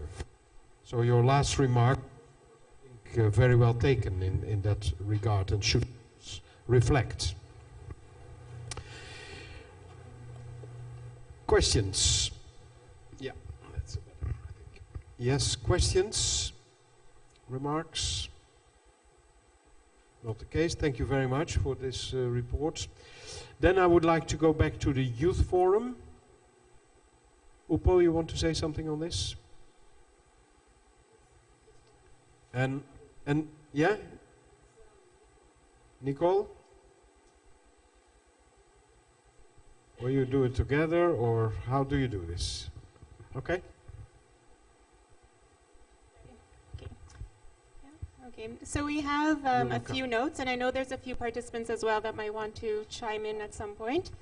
But we'll just do them by groups because we divided the youth participants into the 4 groups that you all looked at as well. So the first group that focused on resource mobilization noted that the importance of monitoring and evaluation is not always taken seriously, especially by governments, and that's something that needs to be strengthened within governments, NGOs, CSOs, and youth groups. And also the need to look at impact evaluation, so not just monitoring and evaluation, but actually looking at the impact that we're making on the work that we're doing. Greater regional integration, so oftentimes we have these things, these conferences and these focus forums, but the youth, it's just the youth from within that country as opposed to bringing in youth from other regions. So that was something that seemed to be lacking as well. This came up in all the groups: greater education, sensitization, advocacy, and awareness around localizing the SDGs, and linking the SDGs to their own work environments as well. Again, something that came up within the groups is more work with the corporate sector, more private-public partnerships, focusing on corporate social responsibility and not just the large partnerships around banks, but also looking at small and medium enterprises because they are often the ones that work at community level. So looking at them for CSR work. And also one thing that also came up is youth not just being seen as tokens and being invited, similar to CSOs, so not just being invited when they need to be or seen as token representatives, but actually part of decision making and part of implementation as well. And also not just seen as something around education, edutainment, creative arts, but that they have a voice and that they have a say. And actually, many of the things that you noted within your groups also came up within ours. So noting that they have very strong voices and strong opinions about what needs to be done.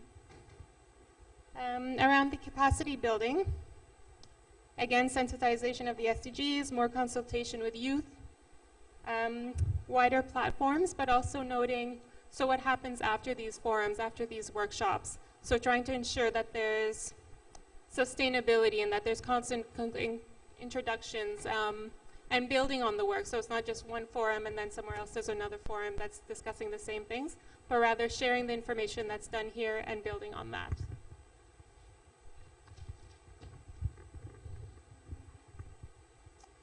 Data came up in a number of areas. So targeted data, disaggregated data. A lot of the data that we find in the Caribbean is often outdated or just not available. So having a source where data is available online and that is constantly updated. There was also information on working with the diaspora to achieve the SDGs that came up as well. And the need for stronger witness protection programs. And they mentioned need for forensic pathologists as well to deal with the issues of crime that that's increasing in a number of our countries. So maybe I'll pass it to Rajiv for the CSO aspect as well.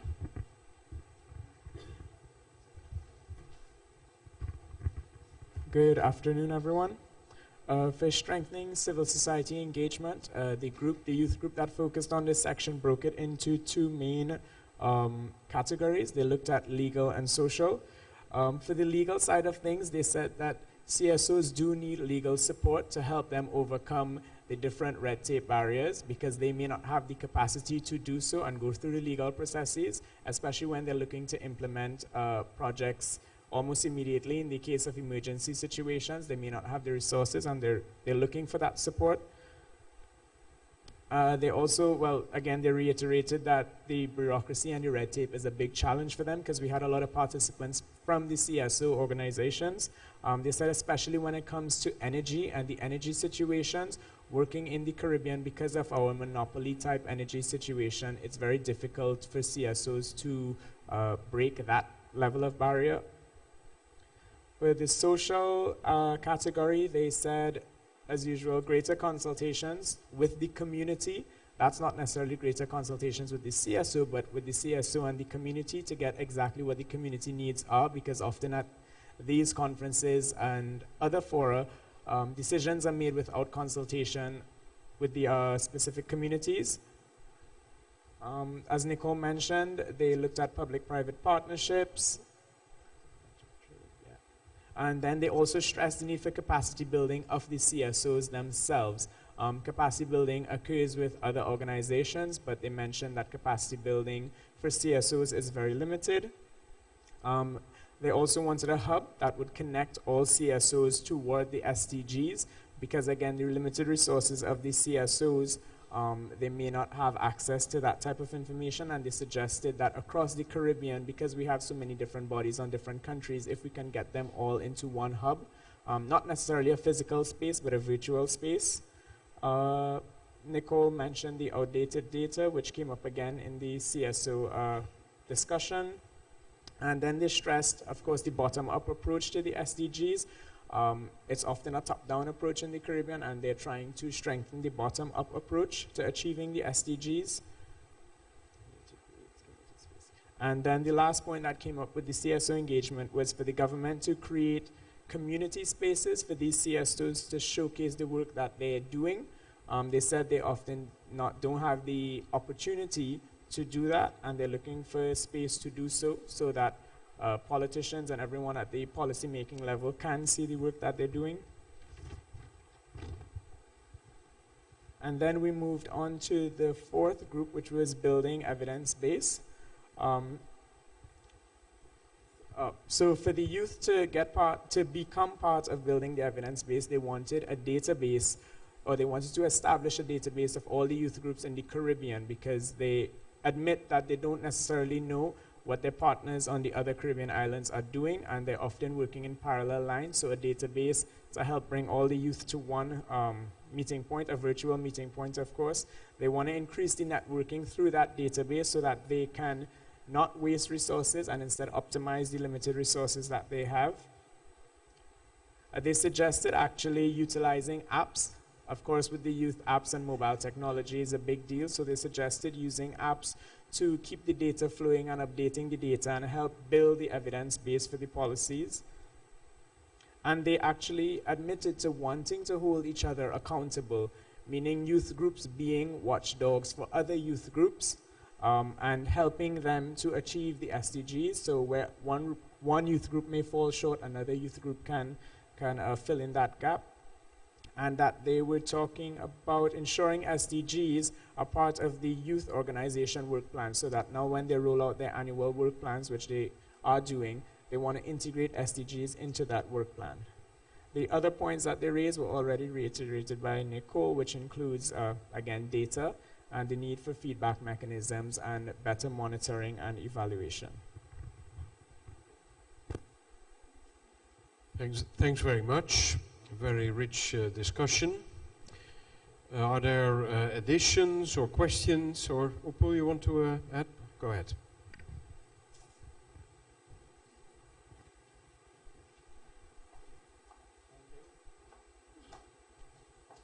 Thank you. Just to add, I think, because I'm a many person, I think I picked up it is cross-cutting in all 4 areas. Because I don't know whether it shows their perception on the resources.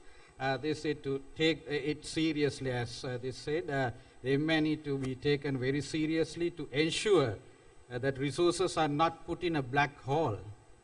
Right? So it is, and also in the CSO, talking about the civil society engagement, to introduce more regulations to monitor the funding to CSOs.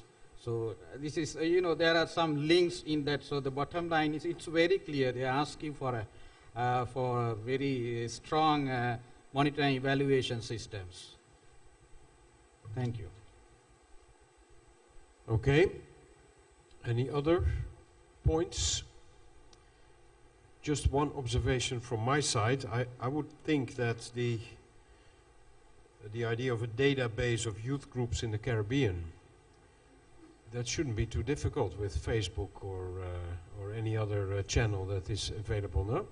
Or are there many, but you made a point before of internet access. Is that an issue or not?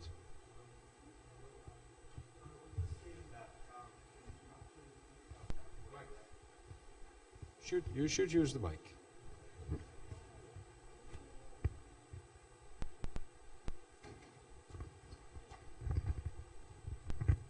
No, I was just saying that you are correct in terms of easy for that to be done. Presently, we are very much connected on a number of the social media platforms in terms of youth organization within this region, because we actually meet biannually or annually at our Youth Leaders Summit for the region, the Caribbean Youth Leaders Summit, which we exchange and dialogue specifically on the SDG issues last year. So we are very much connected in our own spaces, and presently we're going to launch our Caribbean Youth Leaders Registry, which persons can register their youth group online and persons can have access to this database. So we are very much connected. Sometimes it's just for persons to research. Okay, it's clear. Any other contributions? That is not the case. Then I think we have really had a very useful feedback from the workshops. The idea behind the workshops coming after the panels was really to take one step further. So in the panels there was of course a lot of presentations, analysis, and exchange. But from the outset, the idea behind the conference was really to try to push it one step further into more operational ideas. Now, of course, this is not yet an exact roadmap for what the next steps should be, but I believe it will be possible tomorrow to identify a number of key areas where benefiting from ideas discussed and brought forward in these meetings today and yesterday, next steps, it will be possible to take or to prepare next steps and to see who would like to engage in that either at the government level or at a non-governmental level or in conjunction. So I believe that's been a very rich catalogue of ideas. Again, I hope that you would think that that is relevant to do. I will try for my presentation tomorrow also to think a little bit of what may be most urgent or most pertinent to take up. And keeping in mind, of course, that there is the multi-country sustainable development framework agreed between the UN agencies and the governments, which certainly is not the last word of things. And I think we have heard here in the discussions also new ideas or ideas that bring it already again to a next stage. But we should also not reinvent the wheel and really benefit from that basis that is there, because when I looked at it, I was quite impressed by the specifics in that framework that seemed to be a very good basis for a clear commitment, mutual commitment, to work on that in the years ahead. Having said that, I think we can probably conclude our session right now. There are two points of information that I need to share with you. First of all, I'm asked to say that Sharon Miller has badges for Manuela, and then I cannot read it, and for His Excellency Antonio Rodriguez. Yes? So somehow, for me it's a bit of an enigmatic kind of thing, but somehow this must land in the right place.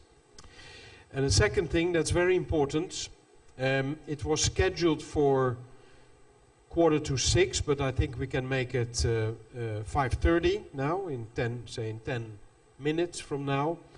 There is a meeting, a closed session by country representatives to finalize the partnership framework.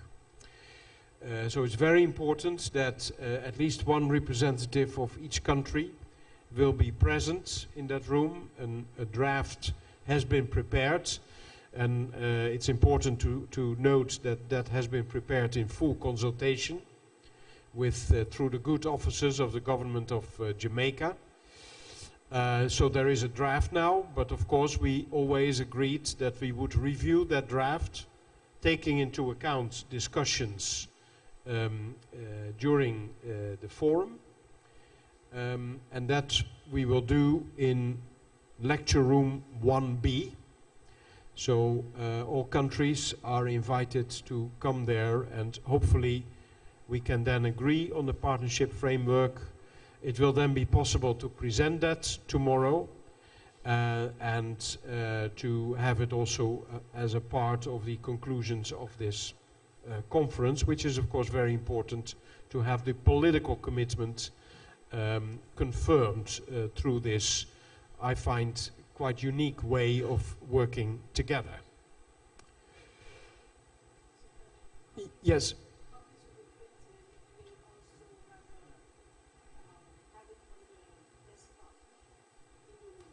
For the meeting now. Yeah, so there will be copies available, and you will have it also on your laptop or whatever tablet, whatever you will have, and it will be projected. So technical facilities will be there. Any other business? I see you longing for